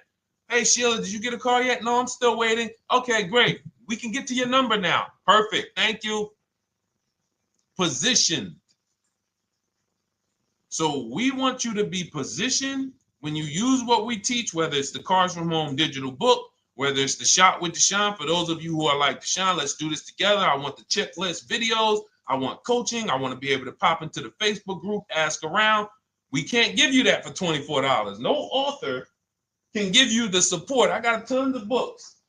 There to Be a Man, In His Steps, Tony Robbins book. None of these authors can give me support for the price I paid for their book. That just can't happen. But some of you are like, you know what? This is a big investment. I want to make sure I have access to, you know, systems for life.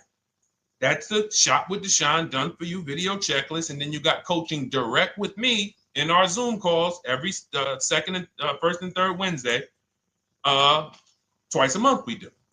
And then we got our private Facebook group with 1,600 people. And then some of them are sharp as me. I'm telling you, let's look at, you know, y'all know I brag about Rosalie. If you like Rosalie, if girl got 4 cars in within a year, you know. Her first car was the Infinity. She got her Infinity truck. And I was sharing her a lot last year when she got her Infinity QX60, but she recently shared that she got 3 vehicles. And hold on, where is she at? I just had her up. So this is the people that's in the group. Like, look, 3 vehicles. Big shout out to Deshone the Auto Advisor for making these incredible deals happen. 3 new leases for my sons with only first month's payment down. She got a Nissan Rogue, almost $37,000 vehicle, $399 a month, no money down. Mazda CX-30 Sport, $28,000 vehicle, $28,300, $339 a month. That's a 1.2% lease. And she got a Mazda CX-50 Premium Plus, $40,400 vehicle, $420 a month. 2 1% leases and a 1.2% lease. And the cherry on top, she says, I sold 2 leases. Some of you don't even know you could sell a lease. She said, I sold 2 leases. She had equity. Now, not every lease has equity. But if 8 out of 10 leases don't have equity, then 2 out of 10 do. So if you've just been dropping your leases off at the dealership, hey, here's my old lease. Let me get the new one. Hey, here's my old lease. And you have not assessed the equity. Could there be equity in it? Imagine how much money you've left on the table. Imagine how much, wow, I didn't even know you could sell leases. She sold 2 leases, 2 2021 Elantras, walked away with $6,737 in equity. Deshone, I could not have done this without you. Your program is a game changer. So this is what we want. We want empowered car shoppers. We want people who are not intimidated. I don't care what this market does, whether I need a new car, used car, whether I got bad credit, whether I'm a high mileage driver, it does not matter. We have strategies to make sure you are going to win in this market or any market. Does not matter. Okay? So, for those of you who don't know, the whole show was sponsored by my new digital book. It's called Cars from Home, 7 Steps to Saving Time, Money, and Avoiding Dealerships. It's 5-star rated. Thank you to everyone who's rated it, reviewed it. It has everything we teach in a step-by-step format. It's normally $97, but as part of our welcome offer, you can get yours for $24 in my TikTok bio, in my Instagram bio. Click that website. It's carsfromhometoolkit.com. Or we have a link for you guys in the YouTube comments, in the Facebook comments, and you just click the $24 welcome offer, good for 30 minutes. And for those of you who have different learning styles, or if you just want some free advice, we have some links in there for you as well. Whether you are a do-it-yourself type, whether you are do-it-with-me type Deshone, or whether Deshone, I think I qualify for that done-for-you shopping, where I can relax at home and you guys go do that work. Or like I said, you want the free advice, just start with our cheat sheets and you can go from there. Whatever is right for you, you get it done. We just want to move you from anxiety, from, oh, I don't know what to say, from watching people online who call dealers and negotiate. Hey, take off $5,000 so I can have a viral video. And now you're talking to an 80% dealer. So the 80% dealer has the $5,000 to take off. So you look like, hey, yeah, see, I just got them to take off $5,000. We don't negotiate with dealers with fake fees. Like there's a saying, we don't negotiate with terrorists. Cars from home, we don't negotiate with dealers with fake fees. None of that stuff matters. Because what you want us to think is, look, see, I took off all of this money. Don't you want to buy the car now? But you took off the fake money. Had we been talking to a 20% dealer, what money are they taking off? The real money. The real money. So if we have 2 dealers, well, let's say 8, because y'all know I use the 80%. So the 80% are over here. The 20% are this small group over here that we got to find. Now, the 80% are starting so high that when they take off all the money, it's fake money. We marked up our cars. We got platinum kits on them. We got the Hertz service plans on them, and the Simonized kit and the low, all of that stuff. Okay, so yeah, we done took off 5,000 for you, but 4,000 of it was fake.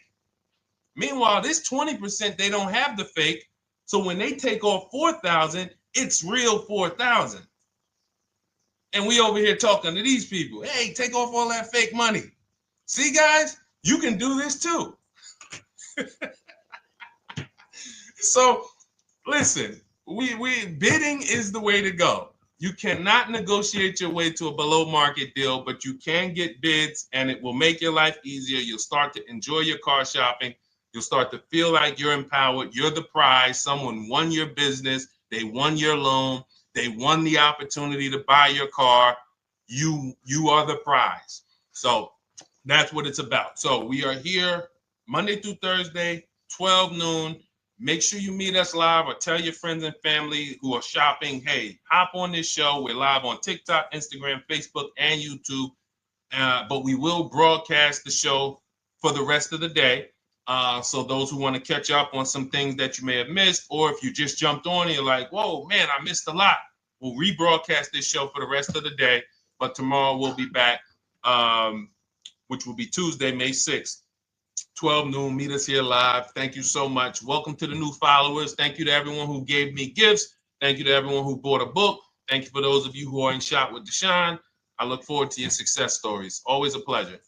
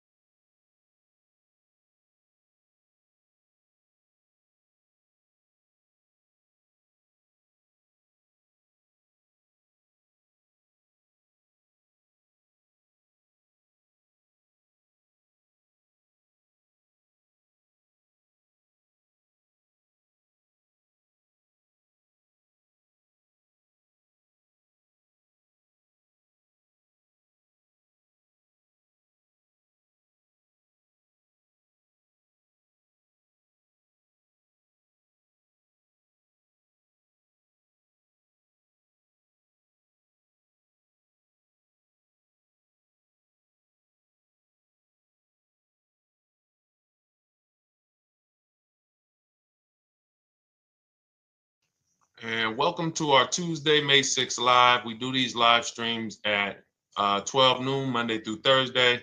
I am your host, Deshone the Auto Advisor. And for those of you who've never met me, I have devoted the last 4 years to teaching people how to get the best deals on cars and to learn all the mistakes that the car industry, would love for you to continue making, because they make a lot of money when you make mistakes. And so what we do here is we really just do questions and answers. I will teach on various topics that I feel are widely misunderstood, like the subject of leasing. And some of you who are new here, if you've never been here before, could you type a 1 in the chat if this is your first time on a stream? We do these streams about 60 to 90 minutes. And if you're going to get the most out of them, we just ask that you lock in, that you focus, because we will be talking about $1,000 mistakes. Nothing here that we'll be talking about over the next 60 to 90 minutes is hundreds of dollars. You know, I'm not looking to, have you spend some time with me on a Tuesday to talk about how to save hundreds of dollars. No offense, I'm sure that's important to some people, but we are here to talk about things that are affecting your bank account by the thousands every year. And so if you got some time, I would love for you to hit the like button, like wherever you are, and let's just tap in. You can start to type your questions. This whole stream is sponsored by my new digital book. It's called Cars from Home, 7 Steps to Saving Time, Money, and Avoiding Dealerships. It's a digital book. It's 5-star rated. Thank you to everyone who's rated the book and reviewed it. And it's normally $97, but for the next 30 minutes while you're watching, you can grab your copy for 75% off. That's our welcome offer. We always like to reward people for taking action. So you can get your copy for $24 instead of $97. And you can just head to my TikTok bio. You won't leave the show, my Instagram bio, the Facebook comments, or the YouTube comments, and use that link to get your welcome offer, and you'll have everything we teach. So as we go through this for the next 60 to 90 minutes, if you're like, whoa, Deshone, this is a lot. Wow, this is a lot. You can grab the book and make sure you have everything that I teach and everything in a step-by-step format. Okay, so I have my man Dolan moderating. Good afternoon. Thank you, Johnny Miller. Good to see you, Lil G. Again, guys, we are live. This is our Tuesday, May 6th live. We're live every Monday through Thursday at 12 noon. But we do rebroadcast these throughout the day. For those who cannot make them, you can watch the rebroadcast, or if you got to go back to work, we'll be rebroadcasting it for the rest of the day until our show tomorrow. All right, so let's start with the questions. You can feel free to get into it. Okay, do you have to get the extended warranty? This is a great question. This is car specific. A Honda, Acura, Toyota, in most cases, have always had low cost of maintenance and their parts are inexpensive. When you're buying an extended warranty or you're considering it, it is a risk product. It's an insurance plan. So that means you can pay for something and not use it, just like car insurance. You don't necessarily use your insurance until you have an accident. Same thing with an extended warranty. It's an insurance policy. So what you're trying to do with any insurance is see what is the likelihood that what I'm paying for this is going to exceed the price if I did need to use it. So in the case of a vehicle, when you're trying to determine what should I get an extended warranty, there's 2 things that are important.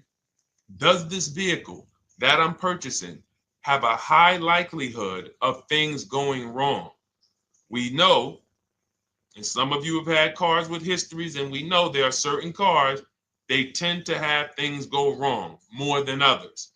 And what I like to do is go right to Google and type in repair cost, because this is the second item that we are looking at. We're looking at average repair cost. So if you're buying a 2010, a 2015 Nissan Altima, 2018, Hyundai Sonata, you go right to Google, you type in 2018 Hyundai Sonata average repair cost. Now, if you see that those typically go on the lower side, then that can take a lower set of risk where you might say, all right, likelihood of these things going wrong on this car is slim. But if you see that the repair cost is on the mid to higher side, that's shifting more risk to if something goes wrong, the cost for you to pay for it out of pocket will probably exceed the warranty. So when I work for Mercedes-Benz, who's new here? Type a 1 in the chat if this is your first time on a stream with us. First time you've ever been here, type a 1 in the chat. First time. What's up, William? What's up, DJ Ant Nice? Good to see you. Maggie, good to see you. Enrique, good to see you. Miko, good to see you. Tetra Washington, good to see you. Jan, good to see you. Claire Clairvoyant, good name. First time, if this is your first time, just type ones in the chat so I know. I don't want to assume anyone knows who the heck I am and what my experience is. Daniel Thompson on Facebook, great to see you. So I worked for Mercedes-Benz for 5 years, General Motors for 5 years, and I ran my own brokerage, my new car brokerage, called Cars from Home. I started it in 2016.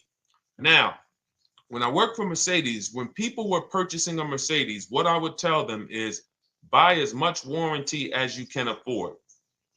Buy as much warranty as you can afford, because I knew that when something breaks on a Mercedes, nothing's under $1,000, and typically it's $2,000-$3,000. So a $4,000 warranty on a Mercedes-Benz is usually worth every dime. But at the same time, we have cars that, again, less likely for things to go wrong, and then when things go wrong, if they go wrong, they can typically be repaired inexpensively. Good to see you, Arms Reach. Welcome on Instagram. Shout out to the people checking in live. Great to see you all. So that's how you're measuring extended warranties. You don't want to get an extended warranty on a vehicle that has a low cost of repair and a low likelihood of things going wrong. You can then take your money, put a little bit to the side, have a little emergency fund, that same $3,500 that you would have put into the warranty, or $2,500, you put that to the side over the course of a year, 2 years, put $100 a month to the side, and then have that be your cushion just in case things go wrong. It's better for you to have that money in your bank account, and if things go wrong, you take it to your mechanic. You must have a local mechanic. You guys know I swear by local mechanics on cars that don't have warranties. Even if you have a Mercedes-Benz, a BMW, an Audi, something that is typically harder to work on and takes more of a specialized engineer, there are still plenty of places that have those. I mean, there's shops where they used to be Mercedes-Benz techs. Now they have their own shops. This is who you want, because their cost, their labor is going to be probably 1/3 of what a dealership is going to be. So these are the resources that, again, keep more money in our pocket while getting us the same level of service and experience. Okay, great question.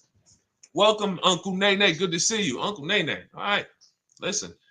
Nicole, good to see you. All right, Dolan, you can pull up the next question. Feel free to start typing your questions. And as we get more questions in, we'll try to get to all of them. You guys know we're not always able to, but we do try to get to all of them. How do I shop around for the best lease deal without affecting my credit? Well, first of all, you're talking to someone who's, just so you know, I've taught thousands of people to lease. I've gotten 7 leases. Now, when we look at what we are doing with a lease, first, we have to consider how we want the information presented to us. We are not letting dealers tell us how they're going to quote us. We are telling the dealers how to quote us. So we are going to have all our quotes. Thank you to everybody hitting the like button. I see you. I appreciate you. And shout out to the sharers. As I see people who share, I always like to give the shout outs to the people who share this broadcast with their friends and their family. And thank you to everyone who's giving gifts on TikTok and Instagram. Appreciate you all.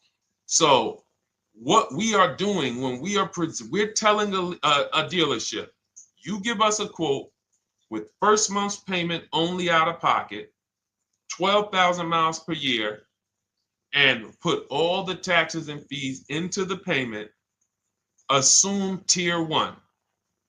So we are presenting it now in my book and in my Shop with Deshone programs, my video checklist. I have all the templates. If you're going to do this yourself, you just need to remember how you're presenting this. You can call around to dealerships, because there's 2 ways to do this. Shopping from home. Cars from Home is about showing you guys, and I'm going to be showing you guys a ton of payments. And listen, I don't want you to feel bad, because some of you are going to see that you've left a lot of money on the table. Part of what I have to do here, and I've been doing it for 3-4 years now, is I have to tell you the bad news.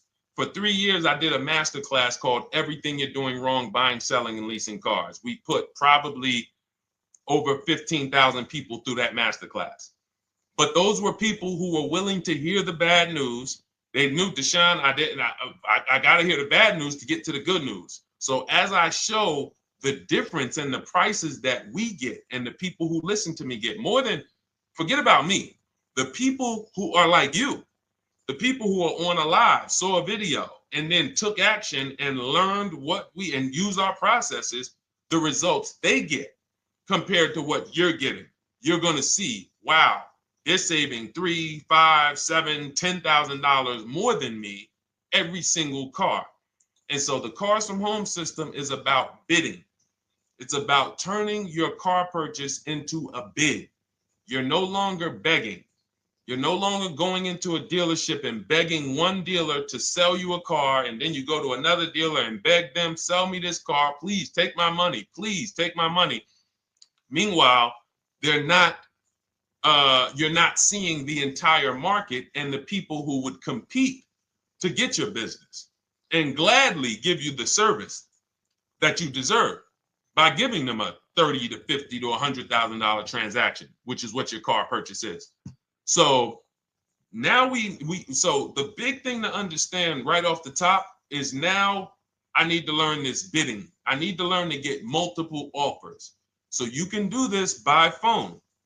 You want to do this by phone, you can call around, but you must give them that information in order for you to compare the deals the right way. Lynette, good to see you. Christina, good to see you. Melvin, good to see you checking in. Rudolph, I see you.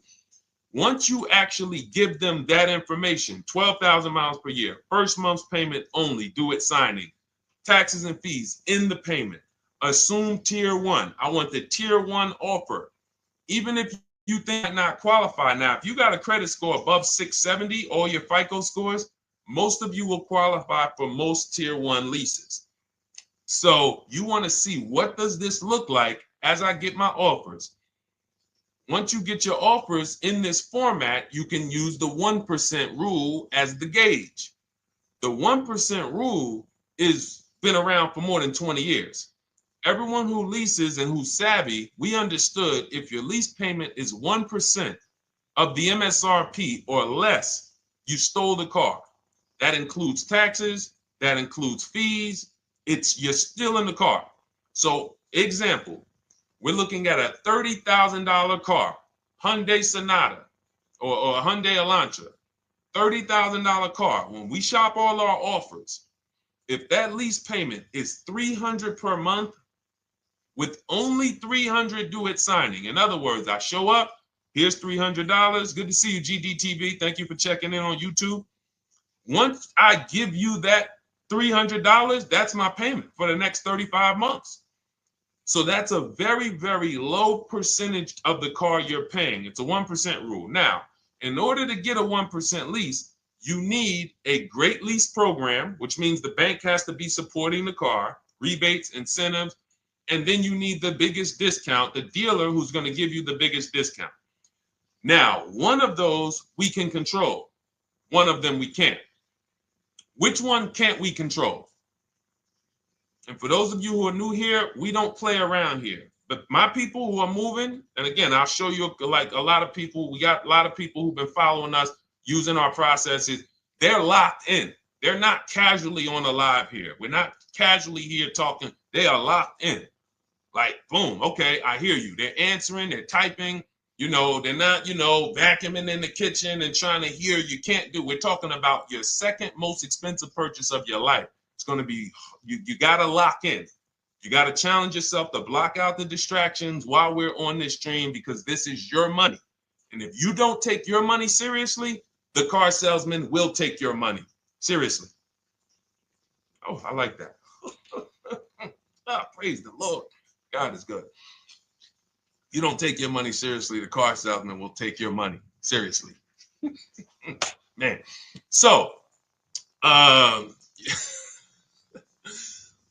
right, now somebody remind me the question I asked. I got so happy about that little catchphrase that I forgot who we were.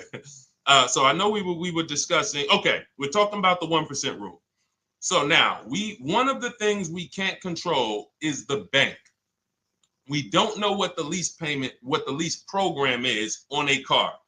So when we shop cars, we are going to now look at multiple offers, and here's what you're going to see. Now, I'm going to show you an example of how we know or how we expose where the dealers are concerning pricing. Now, you can't see this on TikTok, but on YouTube, Instagram, Facebook, you guys can see this. I'm going to tell you guys about it. YouTube just doesn't let us do the same type of stream. But this is a particular Infiniti that we shop for. We have offers ranging, this is a $61,000 vehicle. We have offers ranging from $680 per month, which is a 1.1% lease. So a $61,000 car, $680 per month, that's 1.1%. We divide the monthly payment into the MSRP. Now, we can see here that there are some offers already from dealers that are almost $900, $889 per month. $889 per month, $873 per month. So now when we look and we say, whoa, how can we have we have all these dealers have the exact same car, yet one of them is $200 per month higher than another dealer. Exactly. We call them the 80%. The 80%, even after back and forth, even after, hey, we'll take off some money. All right, we'll drop the payment $50 a month. Their offer is still so high. It's a horrible deal. Now, why would they offer this? And this is consistent. So I don't want y'all thinking, well, the dealers that I walk into, they're different, Deshone. They take off more money. It does not matter what you think.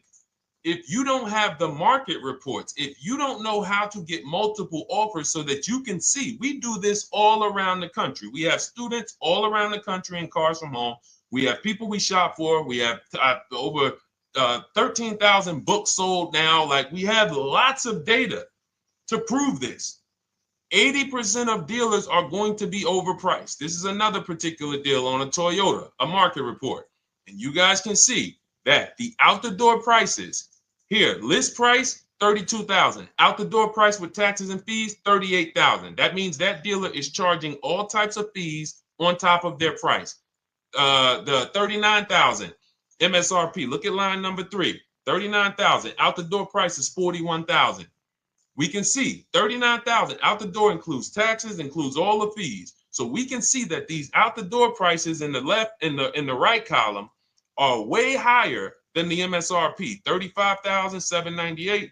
Out the door price is $39,700. But look at the green. Look at the green. This is what we call we found the dealer at this time who wanted to win the bid. They wanted to win the bid. They needed the car sold. This is a rotation. We don't say to them, wow, they won the bid one time, so they must win the bid all the time. No dealer can win the bid all the time, or they'll be out of business. But in this particular case, at this particular time, for this particular client, this dealer said, we're going to sell this car for that's $35,500, and out the door with taxes and all the fees, $34,994. That is a over $4,000 discount off this vehicle.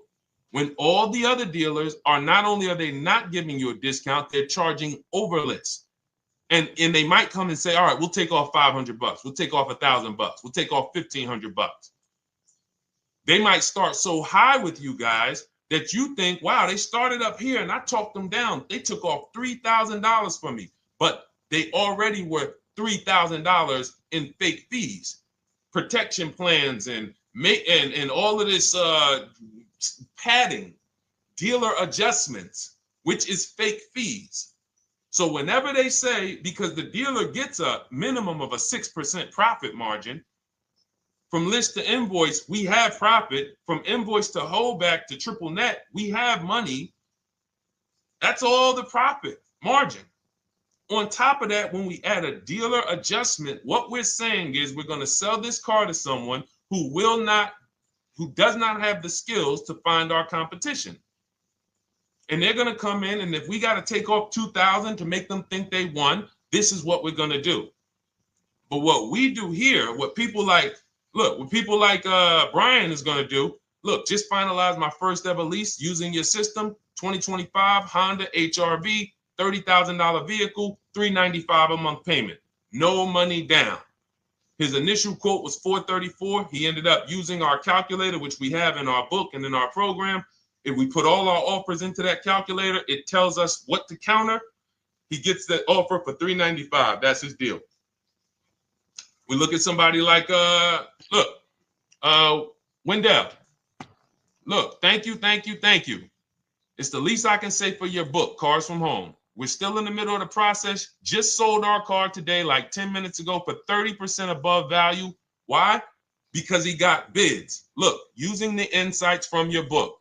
I've read the book multiple times and told many people about it because it's that good. It's so intuitive and insightful. We'll be moving to the next step soon, and I'll write again. So now you heard him say we're moving to the next step soon. Step 2 in my book is the equity assessment. That's when we get bids for the car we have. We get bids. You're going to go to, listen, you should never be trading your cars in. Let me ask you all a question. Do we get the most money for you name me one thing that we get the most money for that thing trading it. Name me one thing. If I had this iPhone, do I get more money trading that iPhone in for another phone, or do I get more money listing it online and selling it to whoever will pay the most? Trading or selling? Let's go. Who's locked in? Tax advantages are very small. I understand you, Ronald, but the tax advantages, we have people that are selling their cars to cash buyers for $3 to $5 grand more than what they can get on trade.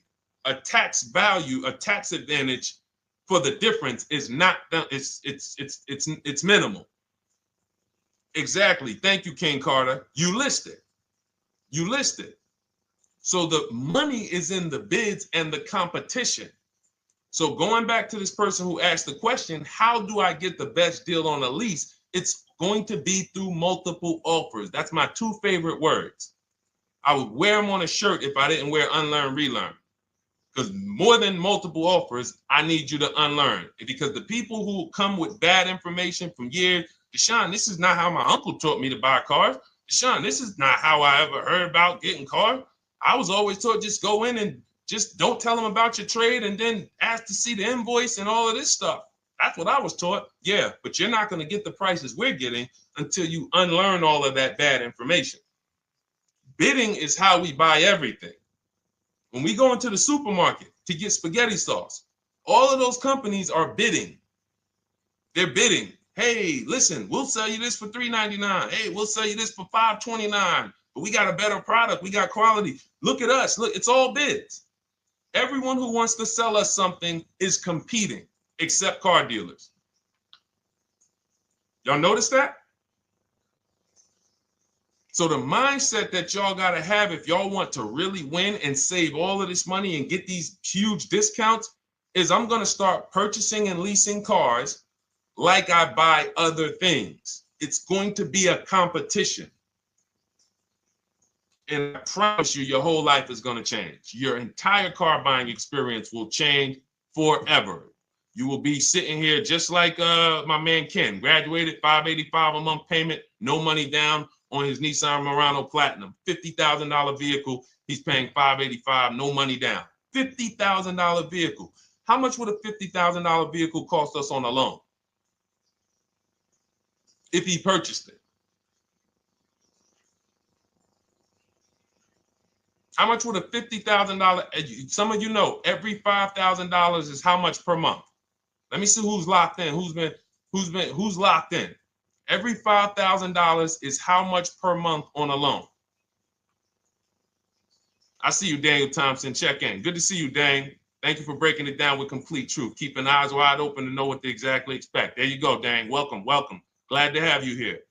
We do not play around when it comes to this. All I want you doing is winning with cars, in love with your deals every time you get a car. All right, nobody knows the $5,000. How much is every $5,000 on a car payment? Come on, y'all. These are principles we've been teaching. Thank you, Daniel. $100. Thank you. $100. So we always want to default to a 5-year loan. I'm going to tell you why. when you default to a 5-year loan, you're in a safe position. Now, defaulting to a 5-year loan means when I look at a $20,000 car, I'm thinking $400 per month. 5-year loan, every $5,000 is $100 per month. If worst case scenario, I'm trying to get a little bit more car, then I'll go to a 6-year loan, but that's the max. I'm not going past a 6-year loan on a car. That's like going to a 40-year mortgage on a house. They're available. It's not a good idea. So when we look at these, you say to yourself, wow, a $50,000 car, that should cost him, if he did no, remember, this is a no money down deal. We're just looking at how much money we're putting in these cars. That car would cost him about $1,000 a month if he purchased it, 5-year loan, no money down. Which is why when people purchase their cars, what do they typically do? Come up with a ton of money, 10 grand, 15 grand, 20 grand, because they're going to pay into that car to try to lower that payment, because that payment. But some of us who don't have the down payment, we're financing most or all of the car. But here's the thing.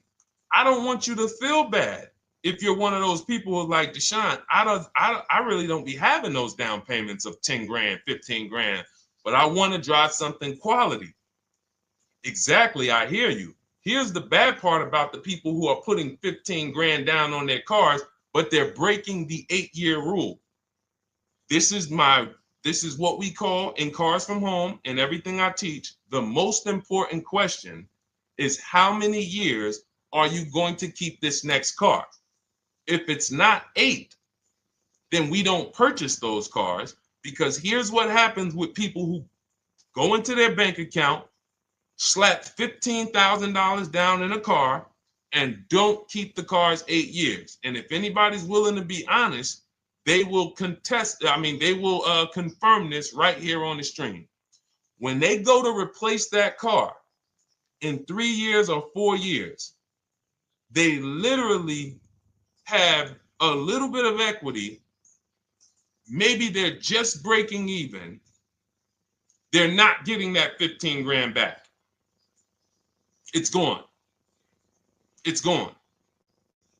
Anyone who puts 10 grand down on a car and then comes back in 3 years, 4 years, all right, I had the car 4 years, 5, listen, I'm going to switch this thing up. They still have a payment. They are barely breaking even. Meanwhile, their payment was 400 or 500, almost double what it would have been if they leased a car, got a below market lease, and they drove a car, no warranty after 3 years. They're driving an inferior product. So if it sounds like I'm here to destroy people from purchasing who are not keeping their cars long term, that is the goal. Because as long as you are buying cars that you're not keeping 8 years, and you buy them, you turn around and you replace them, you are going to continue to spend way more money than people getting below market leases like Ken and like a lot of other people I'm going to show you on the stream. Lots of other people. Look, dealer American Senior Benefits Plan. He's enrolled with us under his company name. Dealer MSRP on this car was $36,300. 2025 Kia Sport X line. MSR boom boom 561. Monthly payment is $400. Use the system back and forth. Got $400 a month on a 2025 $36,000 car. Once we put our taxes and fees in that would be a $700+ payment. $700 payment. He's paying $400. And y'all wonder why people are losing cars. $300 more per month to drive the same car? It's ridiculous. Imagine somebody like you, when you learn, now you're pulling up. I'm going to tell y'all one more story, and then we'll go into some more questions, because you might not remember what I'm saying. So those of you who have the book, you got this for the rest of your life. But you will remember, hopefully, a story. I'll tell you about my neighbor. So my neighbor finds out that I'm into this car business and that I educate. And he said, hey, Deshone, I was watching some of your videos, and I come across this 8-year rule that you teach. And his wife had actually had a Kia Telluride. Popular vehicles, probably been one of the most popular SUVs, that the Palisade, since 2007, 2019. Super popular vehicles. People were charging $5,000 over sticker for them during the pandemic. People were paying it. We were getting them at discounts. Now, his wife totals the truck. She has an accident, totals the truck. She's fine. Truck is totaled. He was financing it. He said, Deshone, I see this 8-year rule thing, man, and I don't keep my cars 8 years. I said, okay. He said, so I'm thinking I should, like, you're saying I should be shopping for a lease on my next one. I said, exactly. I said, make sure you get multiple offers, because if you just walk in and say, hey, work me up a lease, they'll give you the same payment you had on the purchase. And then they'll tell you something ridiculous that they want you to believe, like, hey, the lease is the same price as the purchase, so you might as well just purchase it. And people believe this stuff. Now, I said, you get multiple offers, stay at home. He calls me, he says, Deshone, I got the new version of the Telluride, new. I'm paying $479 a month. He's $497, and then he said, I think he put down like $1,000, bring it down to $479. $497. He was just paying $800. Do you think anyone can tell him anything about leasing? He's pulling up in the same exact truck. In fact, the newer version. He knows he wasn't going to keep the car long term anyway. He's not going to pay it off and then keep the car and have a paid off Kia Telluride for 10 years. That's not what he does. He keeps them 3 years, 5 years, 7 years, and then he replaces them. So why is he paying $800 a month for years, no warranty, when he could be driving brand new ones for $497 a month, problem free? But as I said, some people are determined to pay more. But the people who, once you get this leasing thing, if you're not keeping your cars, it will change your life. Now, again, I got a car I'm purchasing, we're keeping it. Anything you are buying, keeping 8 years, forget about leasing. It shouldn't be a thing. Who keeps their cars more than 8 years? Let us know. You're an 8+ year person, let us know. In fact, I don't even want to ask, who has a car right now that they've had more than 8 years? And then we'll answer. I want to get Kathy's question too. And then let's get some purchase questions. Let's get some used car questions. Let's get some bank financing questions. We do it all here. But one of the most misunderstood subjects is this leasing thing, and it is costing you guys thousands of dollars every year. And you're driving old cars with no warranties, paying high payments on them because somebody told you you should be purchasing cars. I'm here to tell you they owe you money. They owe you money. All right? So who has a car right now that they've had more than 8 years? Let us know. How many years have you had it? And by the way, for those of you who just joined, this is our Tuesday, May 6th live. We are live every Monday through Thursday at 12 noon Eastern time. So for those of you who are here catching us live, that's when we're live. We will rebroadcast this and replay this show throughout the rest of the day for those who could not catch it, or if you had to jump off, go back to work. You're like, oh, I got to go back to work. You can catch it on the replay throughout the day. But we are live Monday through Thursday at 12 noon. So welcome to the people who are here. EJ, driving a lot of miles does not matter. Let me break this down for you. So right now, let's go to somebody who else has a lease. Let's look at, because who's heard with leasing you can't drive too many miles? Who's heard that, right? Type me if you've heard that. Let's go. Type me if you heard that. Come on, where's the locked in people at? I see Kathy, I see EJ, I see DJ Ant Nice, I see XP. All right, I see Mr. Slim. Welcome to the community. I see Rhonda. All right, where are the locked in people? Instagram, where we at? Locked in. All right, dang, I see you. Jamel. All right, perfect. So, Sherry, I see you. Sherry Baker on TikTok. So you've heard, oh, you can't drive a lot of miles with a lease. Let's be clear here. You choose the mileage on your lease. It's not selected for you. In fact, the only time it is selected for you is if you don't realize you choose it.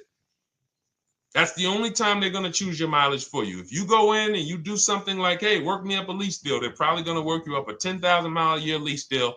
And they're probably going to say, hey, you need $3,000 down, and this is going to be your payment. And next thing you know, it's a high lease, and it's just terrible. Happens all the time.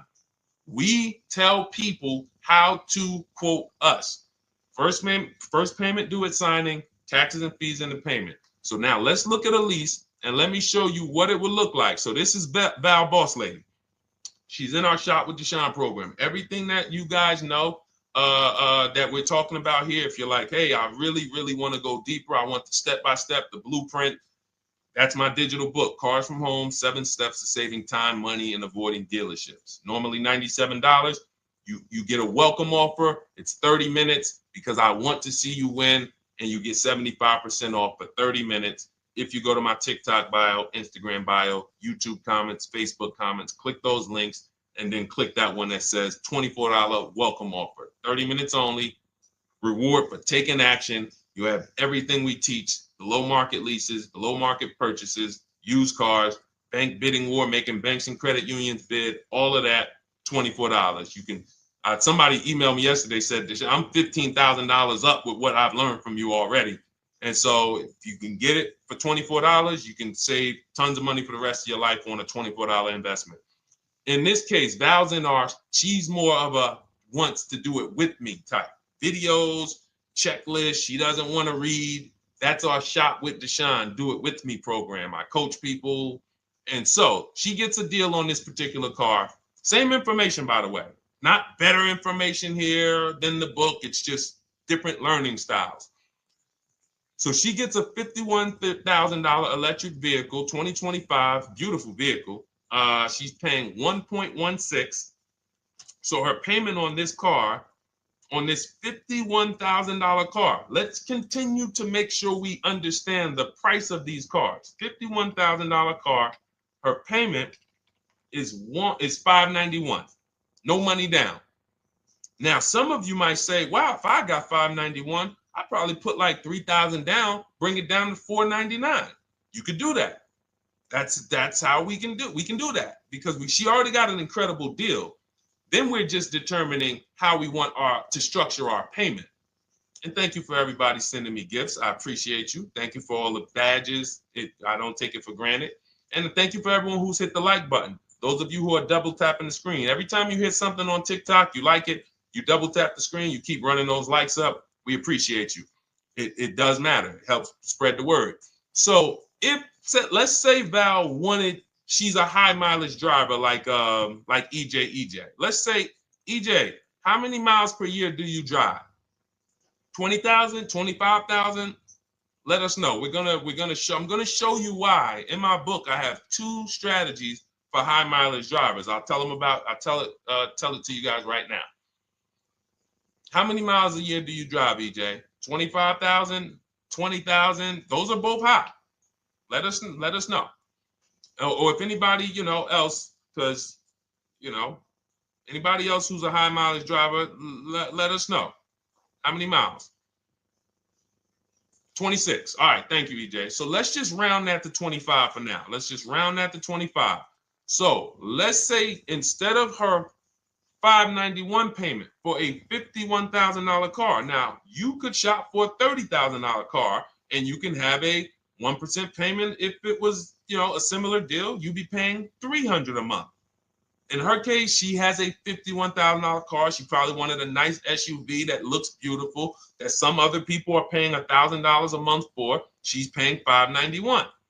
But if she wanted to bump it up to 15,000 miles a year, she'd be paying another $30 more per month. She'd be paying $620. Now, if she wanted to bump it up to 20,000 miles per year, she'd be paying probably another $80-90 per month. So she'd probably be paying $700 to drive 20,000 miles per year.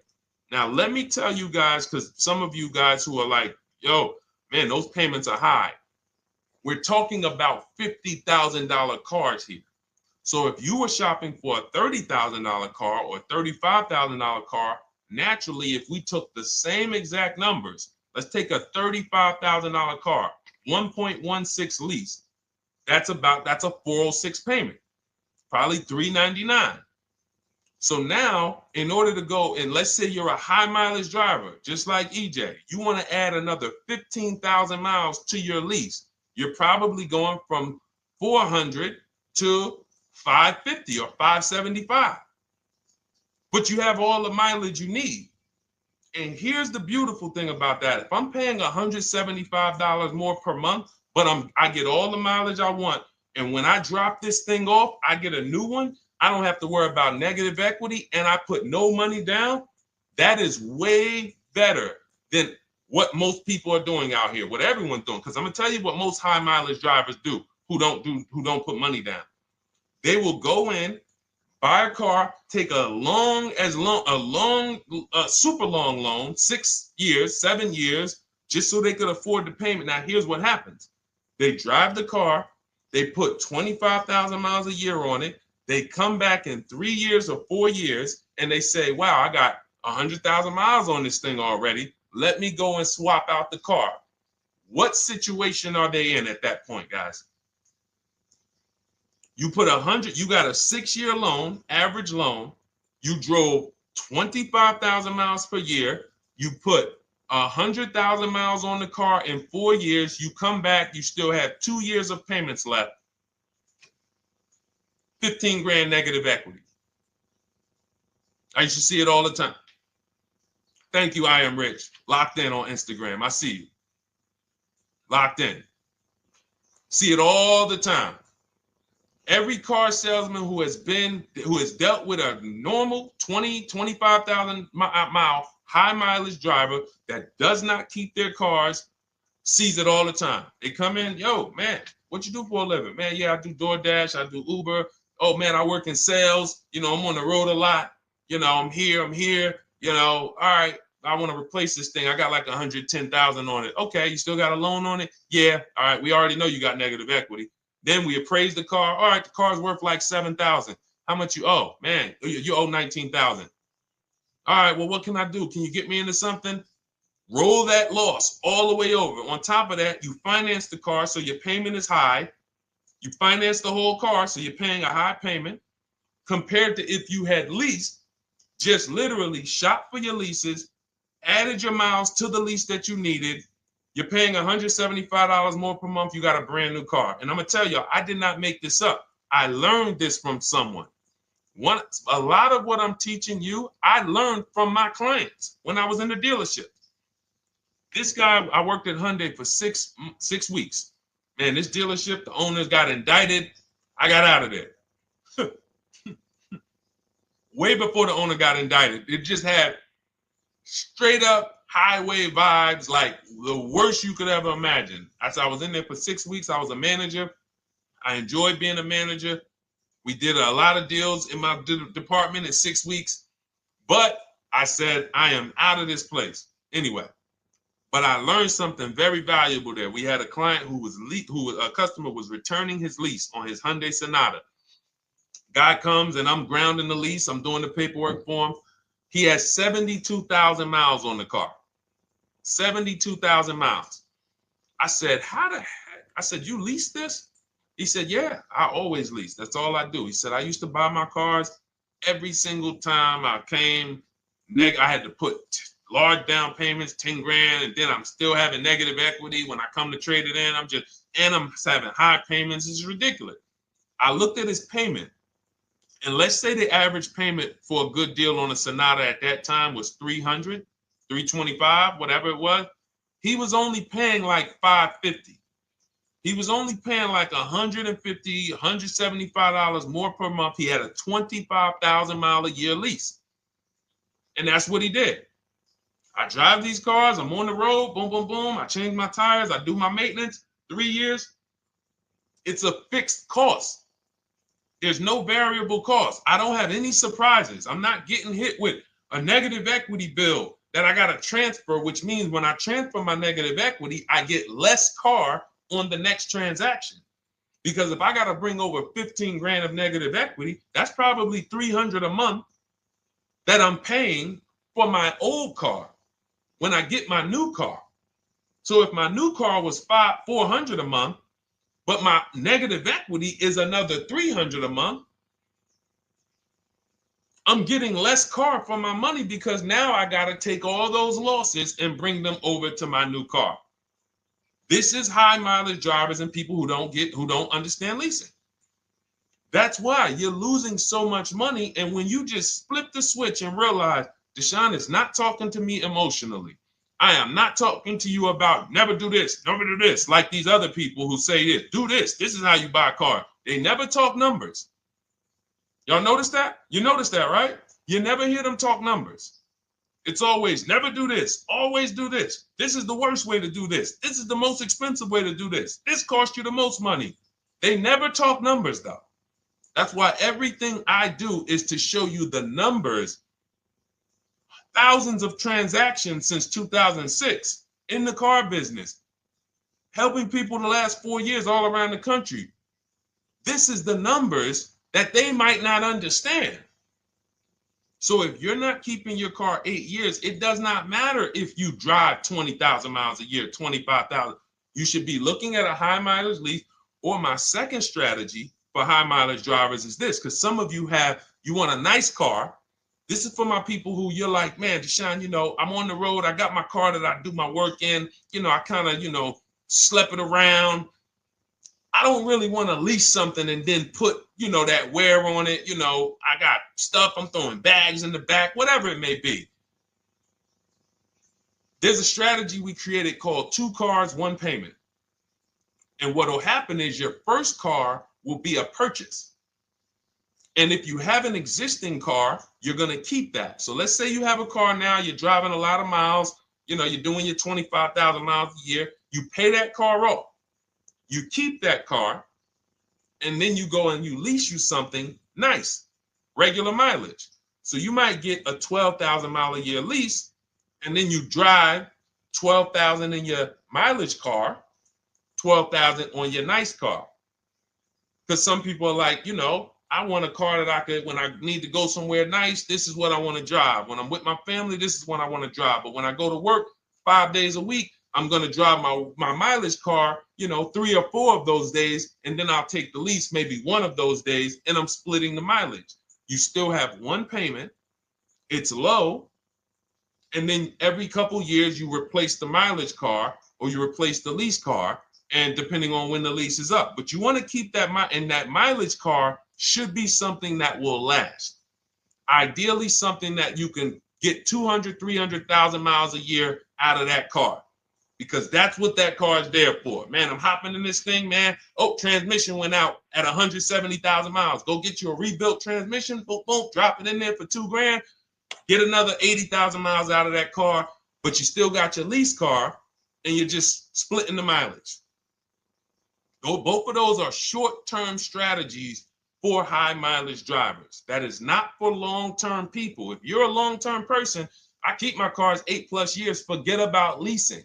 You should just be finding the best deal, below market purchase, keep the car, something you can keep for 8+ years. You can put 30,000 miles a year on a car 8 years in a row. If you get the right car, and in 8 years, you got 240,000 miles, and then you replace it. Forget about leasing.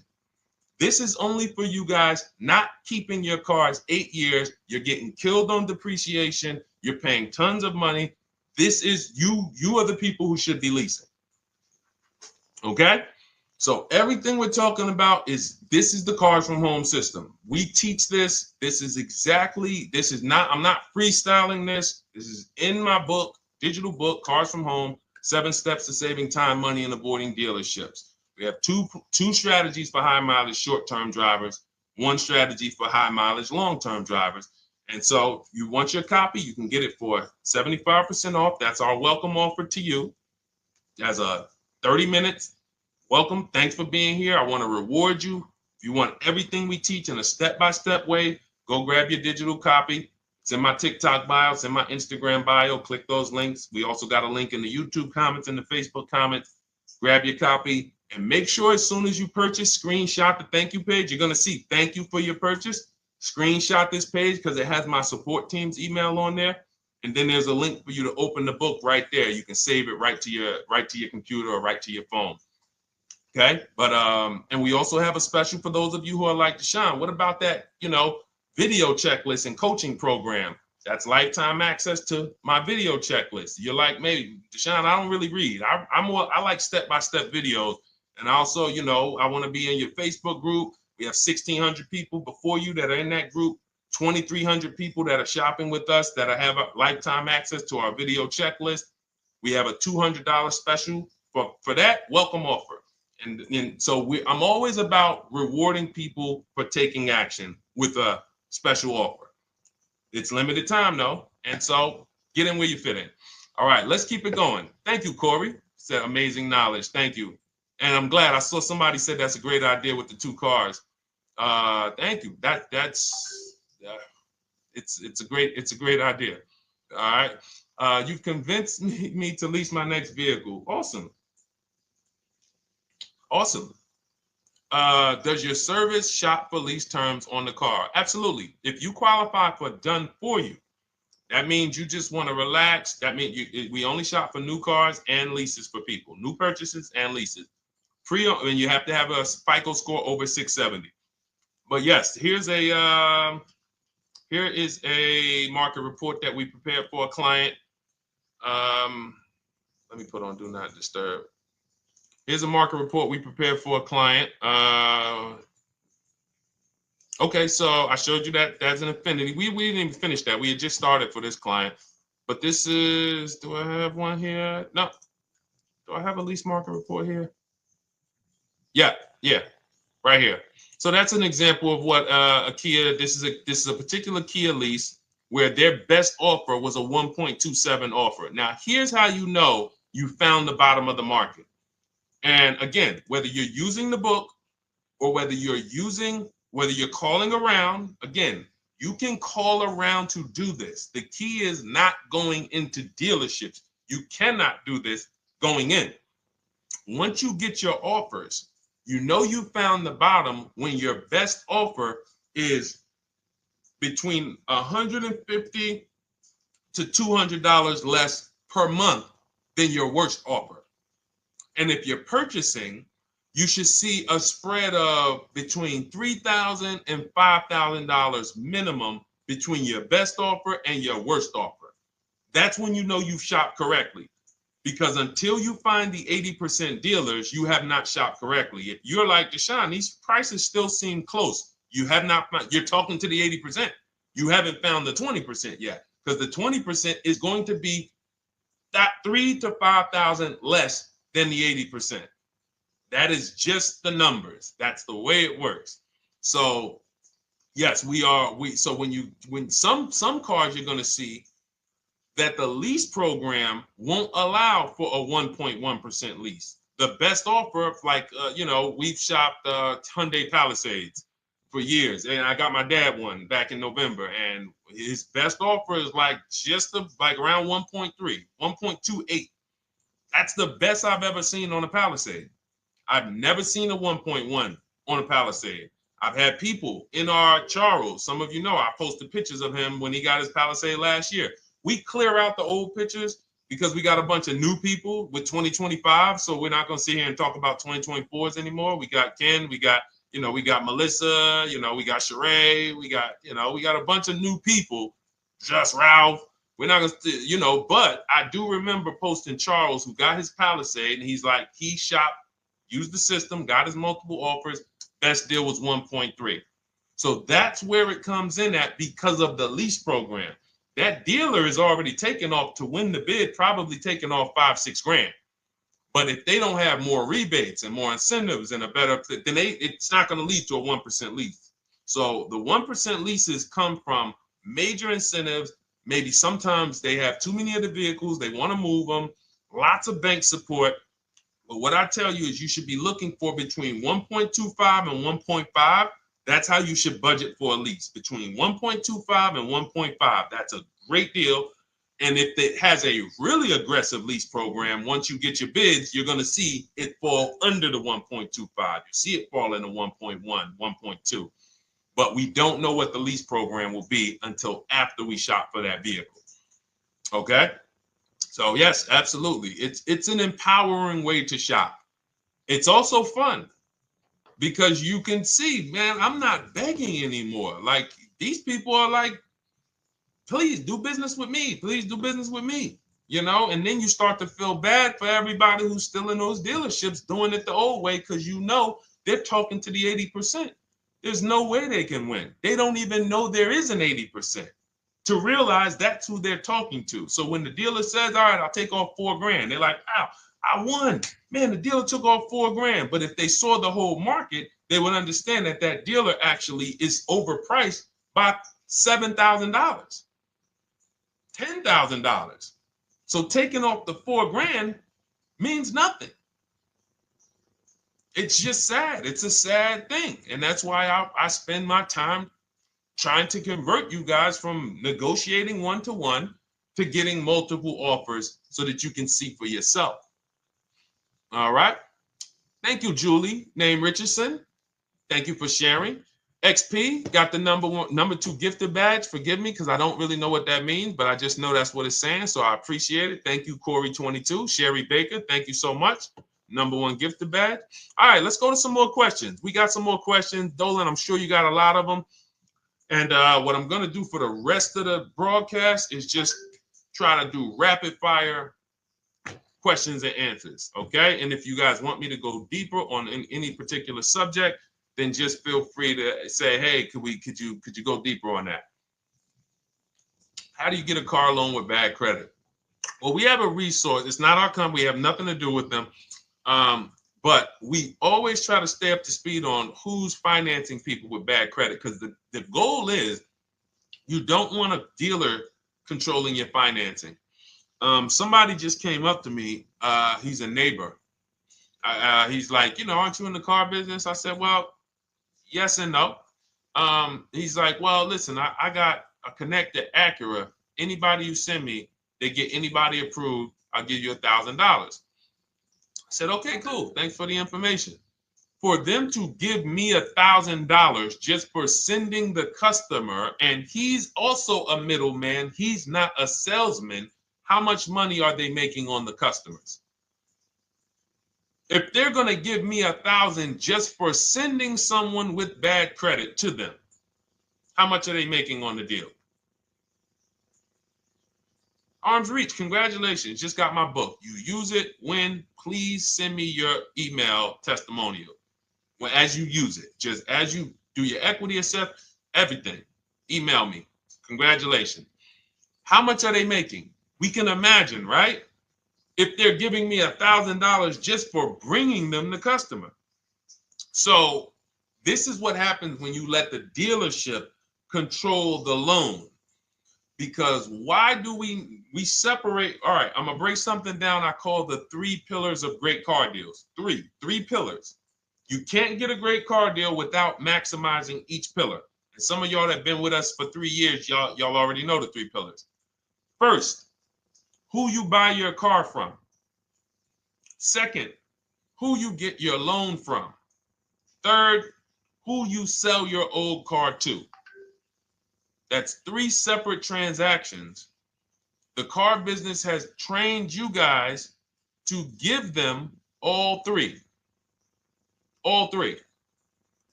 The car business has trained you guys to give them 3 transactions. Anytime you purchase the car, who's done this? Be honest. Purchased the car from a dealership, sold them your old car, in which case you call it a trade, and they got you your loan. Who's done this? 3 transactions in one. Why do we know these are 3 transactions? One, there's competition. People want to buy your car. It's okay, Corey. That's that. Thank you for being honest. That's how we change. The reason why we know that these are 3 transactions, because there's people who want to compete in every one of them. There are people who want to buy your car. That's why step 2 in our book, we never trade. We get offers from CarMax, Driveway, Carvana, AutoNation, Car Gurus, Kelly's Blue Book Instant Cash Offer. It's a bid. We just had someone sell their lease. Miss Hickman, she sold her lease, made $4,700 selling her lease. CarMax won the bid. Drove the car for 3 years, had equity. She dropped her lease off. They gave her $4,700. Won the bid. That's one pillar. Second, who I'm going to get my loan from if I'm getting a loan. Those of you who are paying cash or leasing, this is not a pillar.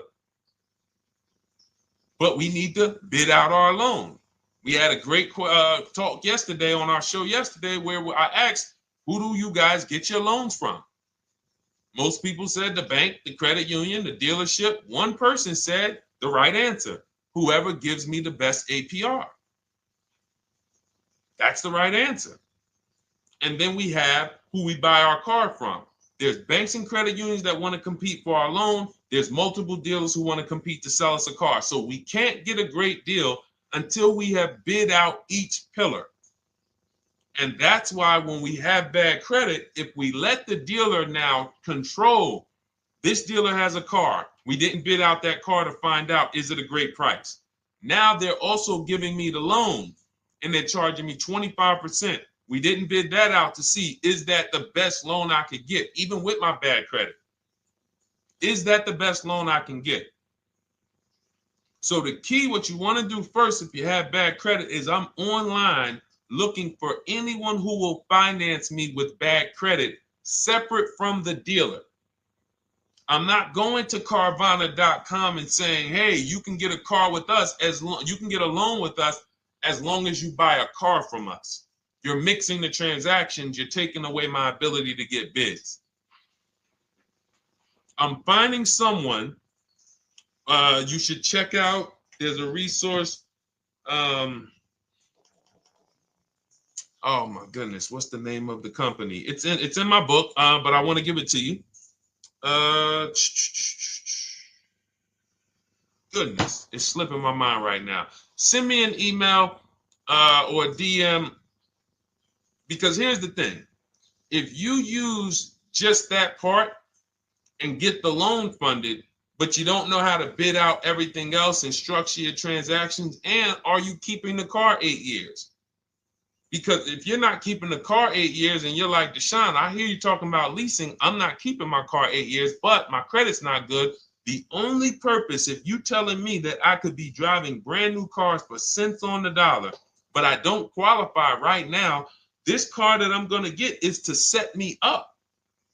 So I'm not going to get a $30,000 car. I'm going to get me a $12,000 car, $10,000 car, the cheapest car I can get a loan on, so I can establish a payment history. And once I establish a 2-year payment history, yeah, I'm going to drive a car less than what I could drive. I got the money. I could afford more than this. But you're not setting yourself up for the right transaction. You should be setting yourself up and saying, all right, I'm going to sacrifice with this car, drive something that I know this is not my ideal car, but I'm going to build 2 years of payment history. So when I go and I swap into my lease in 2 years, I'm out with a brand new car. I'm paying cents on the dollar, and I won. But it was a plan. It was a long-term plan. This is the second most expensive purchase of your life. You can win every single time, or you can lose and set yourself and your family back 5 to 10 grand each car or more. Every time you get a car, it's 5 to 10 grand more you're coming out of your family's bank account than what could have. Then you got the car breaking down. Now you got tow trucks, all because you don't have an actual plan you're rolling out. And that's what I see a lot of people do with bad credit. Oh man, I got bad credit. I'm just going to go and get me something. I could afford $600 a month. And they go and buy the most expensive car. But because 25% interest is on the loan, they're not getting the most car for their money. Now, 3 years down the road, they're going to pay the high payment, still have negative equity because the interest is so high, and then they go and swap and do it again. And because the payment's so high and the car is older, because they want something fancy, but they really can't get that because, again, the interest is high. That's eating into their budget. Now, they're going 3 years down the road. They missed 3 payments. They were late 3 times, so they're no closer to leasing. Credit's still bad. This is disaster. So if you're a long-term person, I break it down for you guys into two groups of people: long-term, short-term. Long-term high mileage driver, short-term high mileage driver, different plan. Long-term bad credit person, short-term bad credit person, different plan. If I'm a long-term person with bad credit, here's what I'm doing: finding the absolute best car I could find, getting bids, either new cars or used cars. We got the strategies for both. You can use the marketplaces, cars.com, Car Auto Trader. We got a whole strategy for how we find used cars, but you find that car, you pay your loan of 20%, 19%, 18%, if that's the best you can get. Because here's what you're going to do. In 2 years, you're not swapping into a lease. In 2 years, you've established a payment history, you fixed your credit, and now what are we going to do? You got a quality car. You're not thinking about trading it. You're not thinking about replacing it. You're like, man, this is my car. It's a great car. I'm just paying daggone 20% interest. What do I do now after 2 years? Now that my credit is good, because I got a quality car, dependable car, I'm focused on fixing my credit over 2 years. What am I going to do after 2 years? Anybody?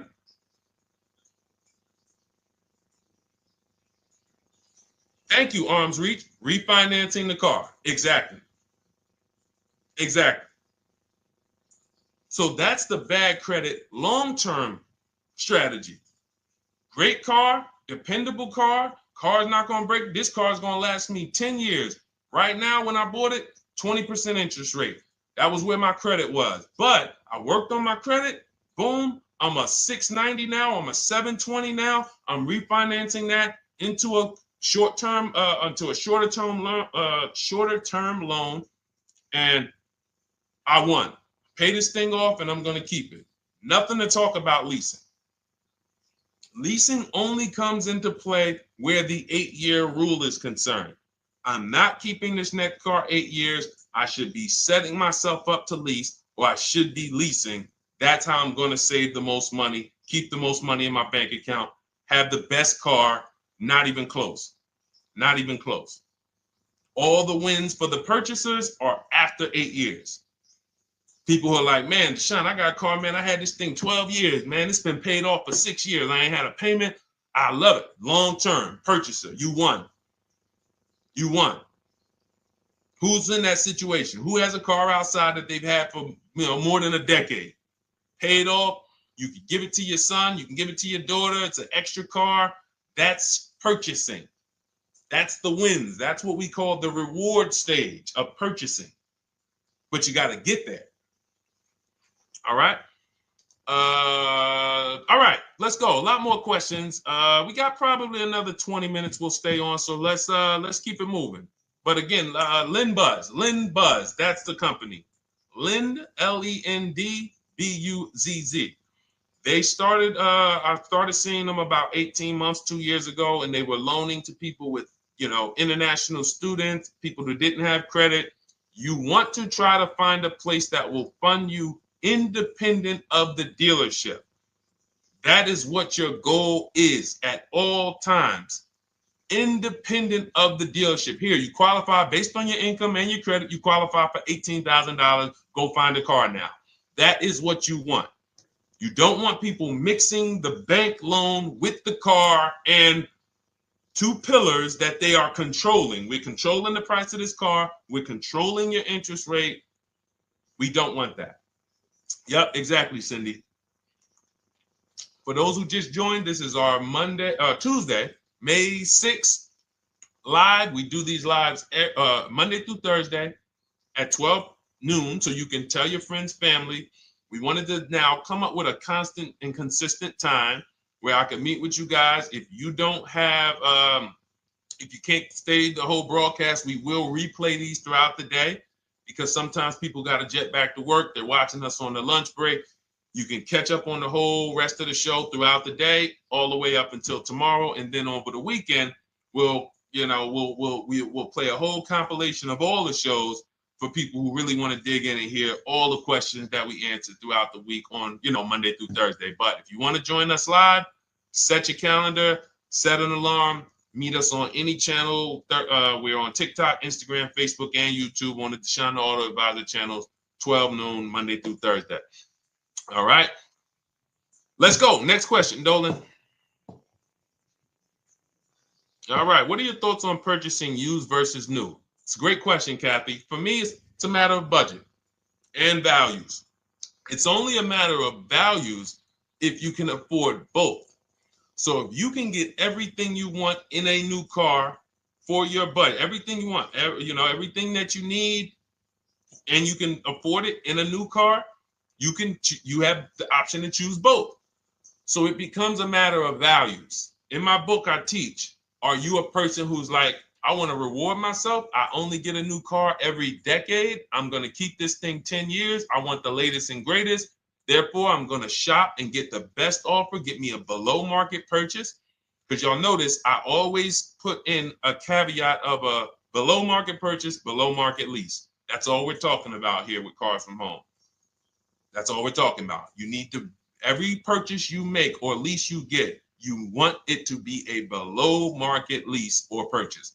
So now, if I could afford both, is it I'm going to reward myself with a new vehicle, or do I have these other values where I actually want to knock 20 to 30 to 40% off the price to get even more for my money? So that's really up to you if you can afford both. There's no right or wrong there. It's a matter of, like I said, the values. Now, some of you once you look at your budget, I have a tool in my book and in our video checklist, the coaching program called the Perfect Budget Calculator. We invented this. So it's not on Google. You'll hear a lot of the stuff, almost nothing we teach. You're like, if you ever go to look for it, the 8-year rule. No one talks about it. We created it.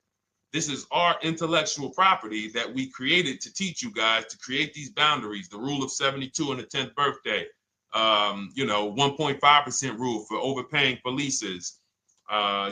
These are all things that are absolutely proprietary to Cars from Home. But one of them is this Perfect Budget Calculator. Sometimes when we're factoring budgets with most calculators, they don't include fees that we know dealers have.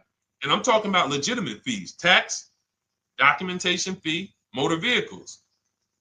So we're putting our budgets together, but we always get caught out there. Who's had that happen? You got it all figured out. You get to the dealership, you bought the car, and they're like, well, what are you going to do with the fees? Because you got $3,000 in taxes and fees. And you're like, whoa, where'd that come from? Sometimes they're lying and sometimes it's legit. But none of these calculators factor in the fees and everything like that. So we created this Perfect Budget Calculator that does. But here's the thing. Once you find out what your budget is, even if you're budgeting with a normal calculator, just add a couple thousand to account for the taxes and the fees. But you might see, I can't get everything I want in a new car for this budget. Everything I need, I can't get for this $24,000, in which case I need to go and look for a pre-owned one. So that's why I said, in reference to your question, Kathy, what are my thoughts on purchasing used versus new? It's a matter of values and budget. Budget first, because budget will determine if you can afford both and get what you want. But if you can afford both and get what you want, then it's a matter of values. Okay? So again, everything we're going over is in my new digital book. It's called Cars from Home, 7 Steps to Saving Time, Money, and Avoiding Dealerships. It's 5-star rated. Thank you to everybody who has taken the time to rate it and review it on Goodreads.com. It means a lot. And we can't continue to get this information out without you guys. So we appreciate you. And you can get your copy instead of $97, you can get your copy for $24 as part of our welcome offer. So that's 75% off. If you go to my link in my TikTok bio, Instagram bio, the YouTube comments, and the Facebook comments, we have a link there for you guys. And you can grab it. It's a digital book, so you don't even have to wait.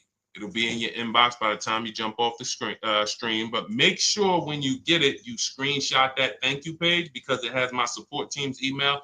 Sometimes you may be rushing, you're trying to get back to the stream and you type your email in wrong. Also, as soon as you purchase, the link to open the book is right there. So it'll say open the book below. You can save it to your computer. but I would rather you get it for $24 than $97. Although we've sold a lot at $97 because people feel it's worth every dime. You're going to save thousands and thousands of dollars for the rest of your life using what's in the book. Your first transaction, you probably save $4,000 to $6,000 to $8,000 depending on the car. So $97 is great, but $24 is even better. All right. And for those of you who have a different learning style, you'll see in there, shop with Deshone. You're more of a do it with you person. Do it with me, Deshone. Okay. We have lifetime access to shop with Deshone, and I coach you personally for 6 months. So we jump on Zoom calls twice a month. And some of you who may qualify for done for you, just do it for me. If you qualify for that, we have a welcome special for that too of $300 off. So get in where you fit. And those of you who are new or you're like, Deshone, I like what you're talking about, but I still don't trust you. You can start with our free cheat sheets. So just start somewhere so that you can start to reinvent how you're car shopping. Magley, how are you? Oh man, of course I remember you. Following for years. You actually were following me from the time God blew me up on TikTok. That was 2021. So I absolutely remember you and I appreciate you. And yes, it's so good to see you. Absolutely. Absolutely good to see you. All right, Dolan, we got a couple more questions.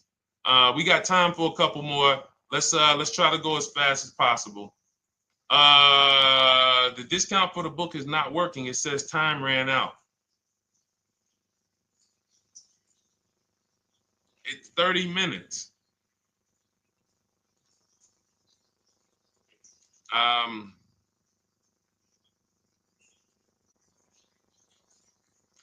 don't know.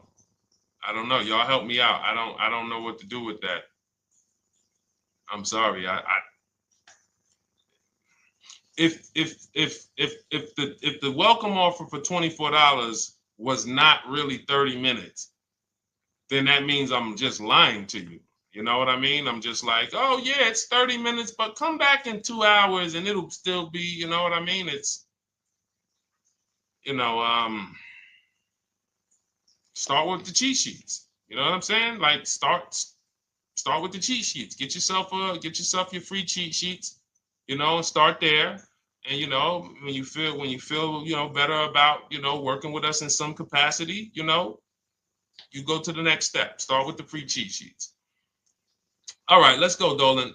So I'm a new driver. Should I be looking to be an 8-year person or a lease person? Well, I'll tell you this. I got 3 young adults. My daughter, my daughter who's 18, my niece who's 20, and then a young man that I, basically like a son to me who's in the Navy and he's 21. Well, he'll be 21 this year. So he's 20. Now, they all called me in the last 3 months because my daughter's getting her license. My daughter didn't call me. She's getting her license in the next, in June. And we've all talked about this. How should I get this car? Now, my situation when I was 22, I'd already bought a $500 Mitsubishi Eclipse. Transmission went out on me probably after 6 months. And then I bought a buy here, pay here car. This is before I got into the car business. I got into the car business, I was 22, working for Pontiac GMC Buick. So I get this buy here, pay here car. It was a quality Chevrolet Cavalier. I didn't know anything about cars, so I went to a local spot. They said, hey, put down this, just pay us $50 a week. So I did that. But 22, I had my daughter, and my boss says to me, hey, why don't you lease something?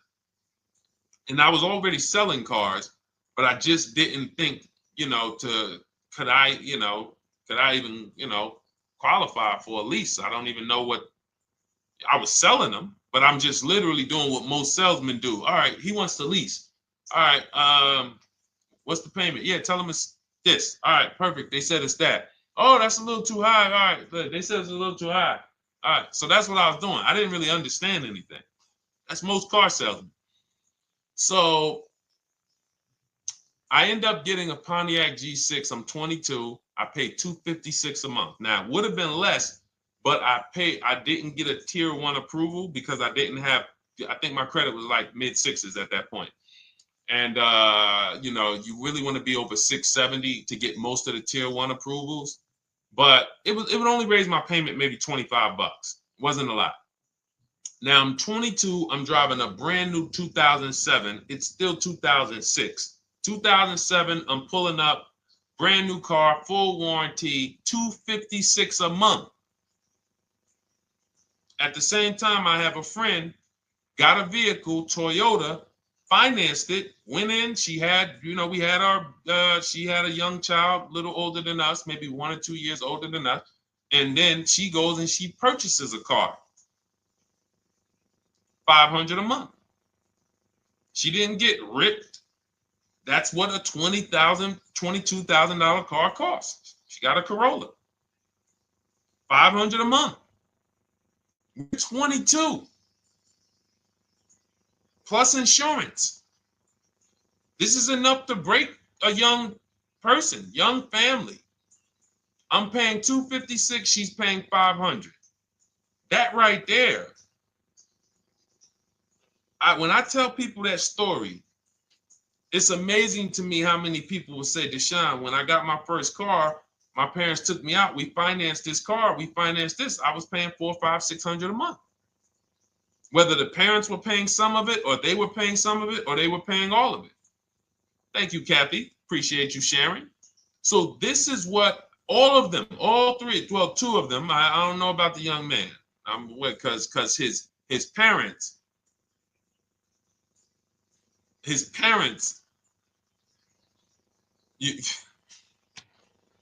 I'm not going to override your parents. And if your parents tell you that they think you should buy a used car or buy a good, then okay. But I'm just telling you, when you see my daughter and you see my niece pull up in brand new cars and they have low payments and they don't have to worry about getting stranded on the road, hey, call the tow truck. Do we still have a warranty on this thing? So I would be telling, again, 8-year rule.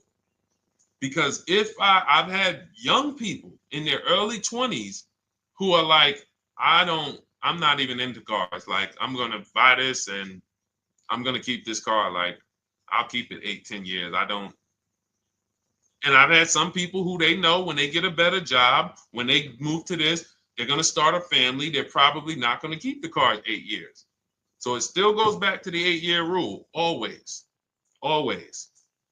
Most young people, most people should be leasing their cars. That's how I did very well throughout my 20s. Praise the Lord, because I did not have high car payments.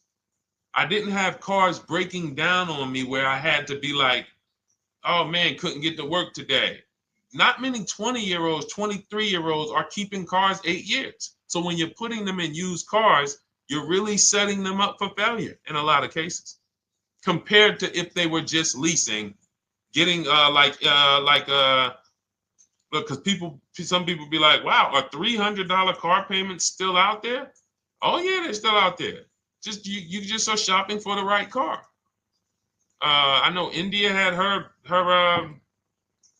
look, Rosalie, she's in our Done With You video checklist and coaching program, like Cars from Home. She's, you know, this is our Facebook group she's commenting from. 3 vehicles she got, all for her sons, all of them. A Nissan Rogue, $399 a month. That's a $36,600 car. She got a Mazda CX-30. That's a $28,200 car. Payments $339 a month. $339 a month. And then she got a Mazda CX-50 for her other son, $40,000. On top, we haven't even talked about the equity and leases and selling leases and, you know, really maximize her equity, because she said she got $6,700 selling 2 of the old leases. $6,700. Drove the cars for 3 years, had equity, bid it out, sold 2 of them, $6,700. You're probably like, Deshone, I didn't even know you could sell a lease. My question is, how much has that cost you? So when you're looking at investing in anything we're doing, be it my book, be it Shop with Deshone, our video checklist and coaching, be it our Done For You program. One thing that we do covers everything. Your first deal, if you're moving, you're gonna be like, shoot, I got everything I just invested back times 10. That's what we hold ourselves accountable to. Just her equity alone, she made $6,700 selling 2 cars. Didn't even know I could sell leases, and I just put $6,700 in my pocket selling 2 leases. Whoa. So $300 payments. Those would be perfect cars for young people.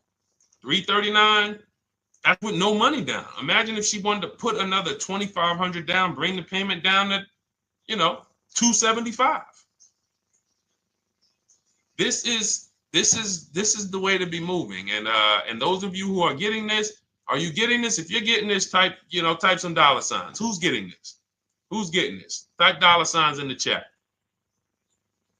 Who's getting it? Let's go. Who's locked in?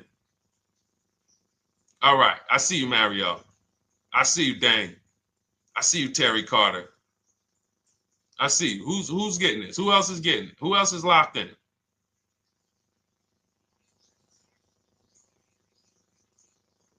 A lot of y'all on here. Listen. I see you, DJ and Nice. I see you, Arms Reach. And I can tell the people that's locked in because they be like, all right, Deshone, you said you here for 90 minutes. I know we got about 3 minutes left. I mean, I'm hanging for this whole thing. I don't want to miss anything. Shout out to the people that are locked in. All right. Go ahead, Dolan. Should the out-the-door price include your trade? First of all, that's a curse word. All right, we're going to go back to that because I got out of saying that for a while.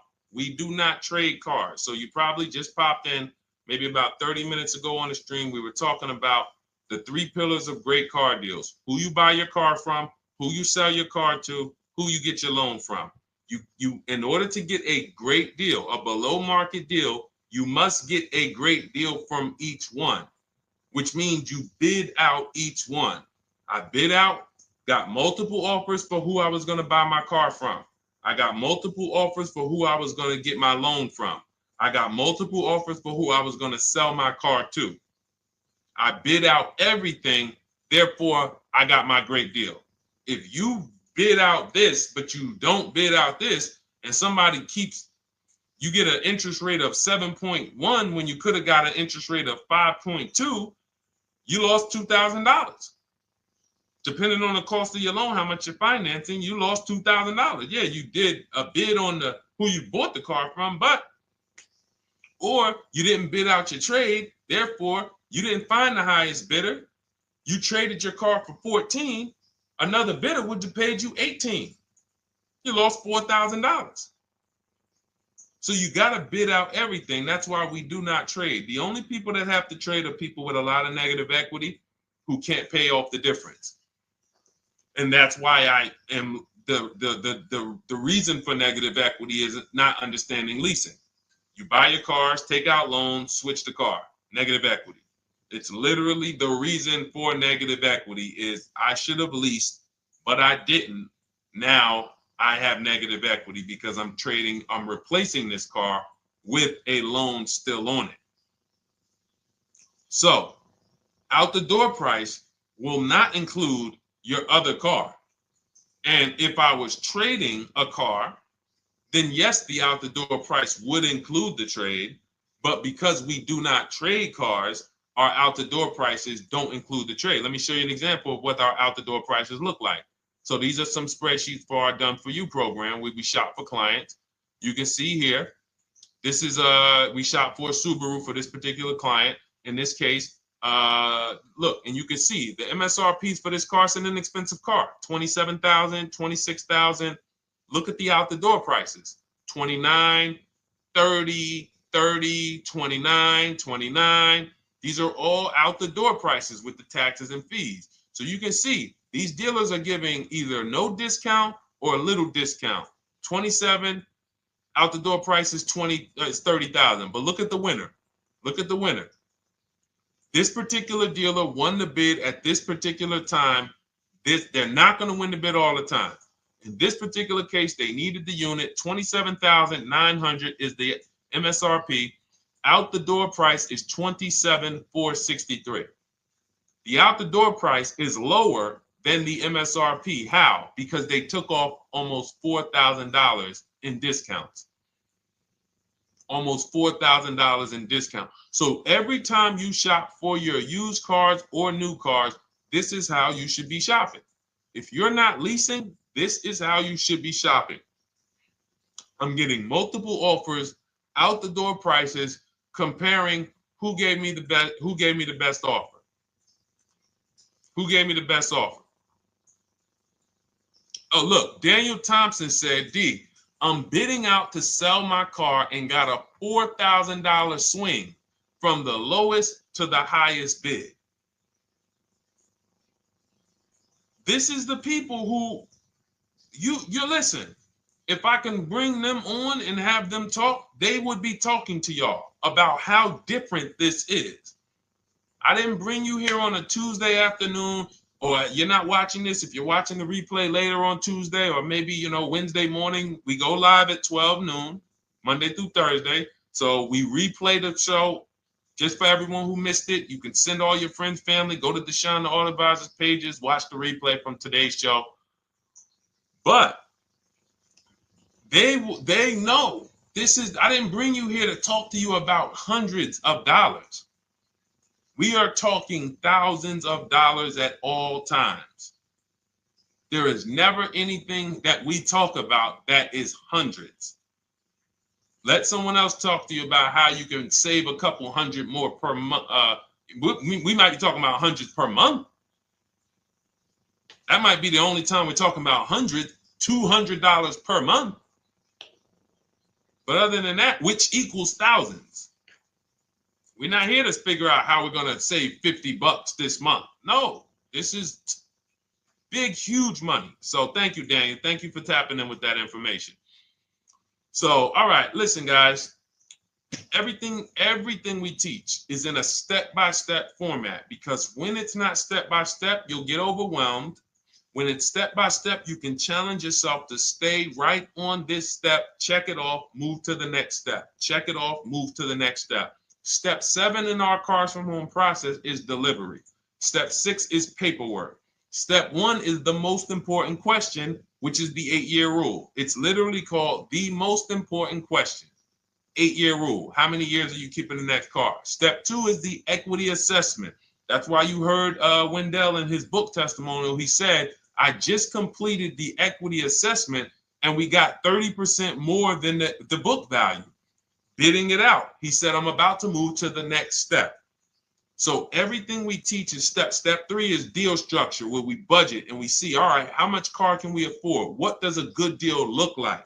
Step 4, we go shopping, which is choosing what we want.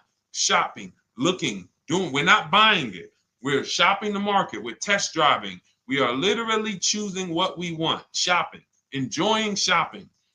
Step 5 is multiple offers. That's when we're in talking to dealers online, getting offers, getting bids. Step 6 is paperwork and protection, to make sure that the offer we got is legit. We tied it up. Paperwork is right. We go over extended warranties, tire and wheel, maintenance plans. Do we need them? Key protection. Do we need any of this stuff? And step 7 is delivery. It is a step-by-step path. That is how people win. They're not coming into some college to learn how to be a car salesman or to learn everything I know. No, it's a path. So if you want the blueprint in book form, that's my digital book, Cars from Home, 7 Steps of Saving Time, Money, and Avoiding Dealerships. Normally $97, part of our 30-minute welcome offer. You can get yours for $24 in my TikTok bio, Instagram bio, the YouTube comments, and the Facebook comments. Click those links and then click the special $24 welcome offer. It's good for 30 minutes. And you'll save 75%. If for those of you who are like, Deshone, what about that video checklist? That is our Shop Done With You program. Cars from Home, Done With You. You get lifetime access to everything we teach, all our below market videos, and it's short videos. I want you guys getting cars in 90 minutes. 90 minutes. Not shopping. The shopping might take you longer. Deciding what you want, you might be doing that for 2 months.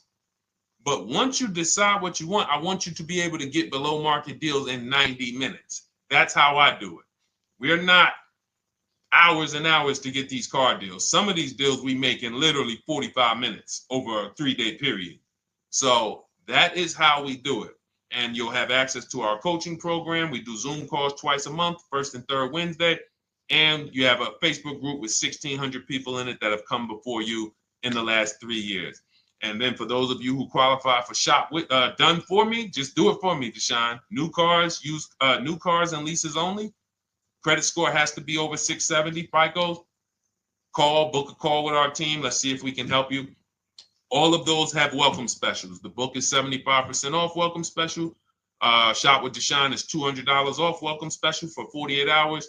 And done for you is $300 off for 72 hours. All welcome specials for people to say, all right, I'm taking action. I'm going to take advantage of a lower investment for taking action immediately. And for those of you who you're still new here, you're like, Deshone, I like the information, but I need to get, can I get some free advice first? Let me test out some free advice. You can, of course, go download our cheat sheets, and that's there as well. All of that is in the Cars from Home Toolkit.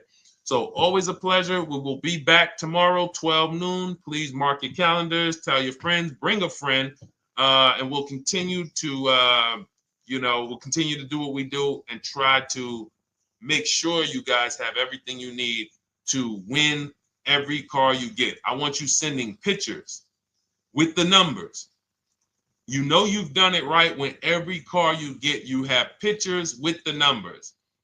You know people who purchase cars all the time, all post their pictures. Hey, had to upgrade. Oh, just got this. Hey, had to treat myself. Oh, watch it now. But you never see the numbers because they really are not confident in the numbers. They don't want to talk about the numbers.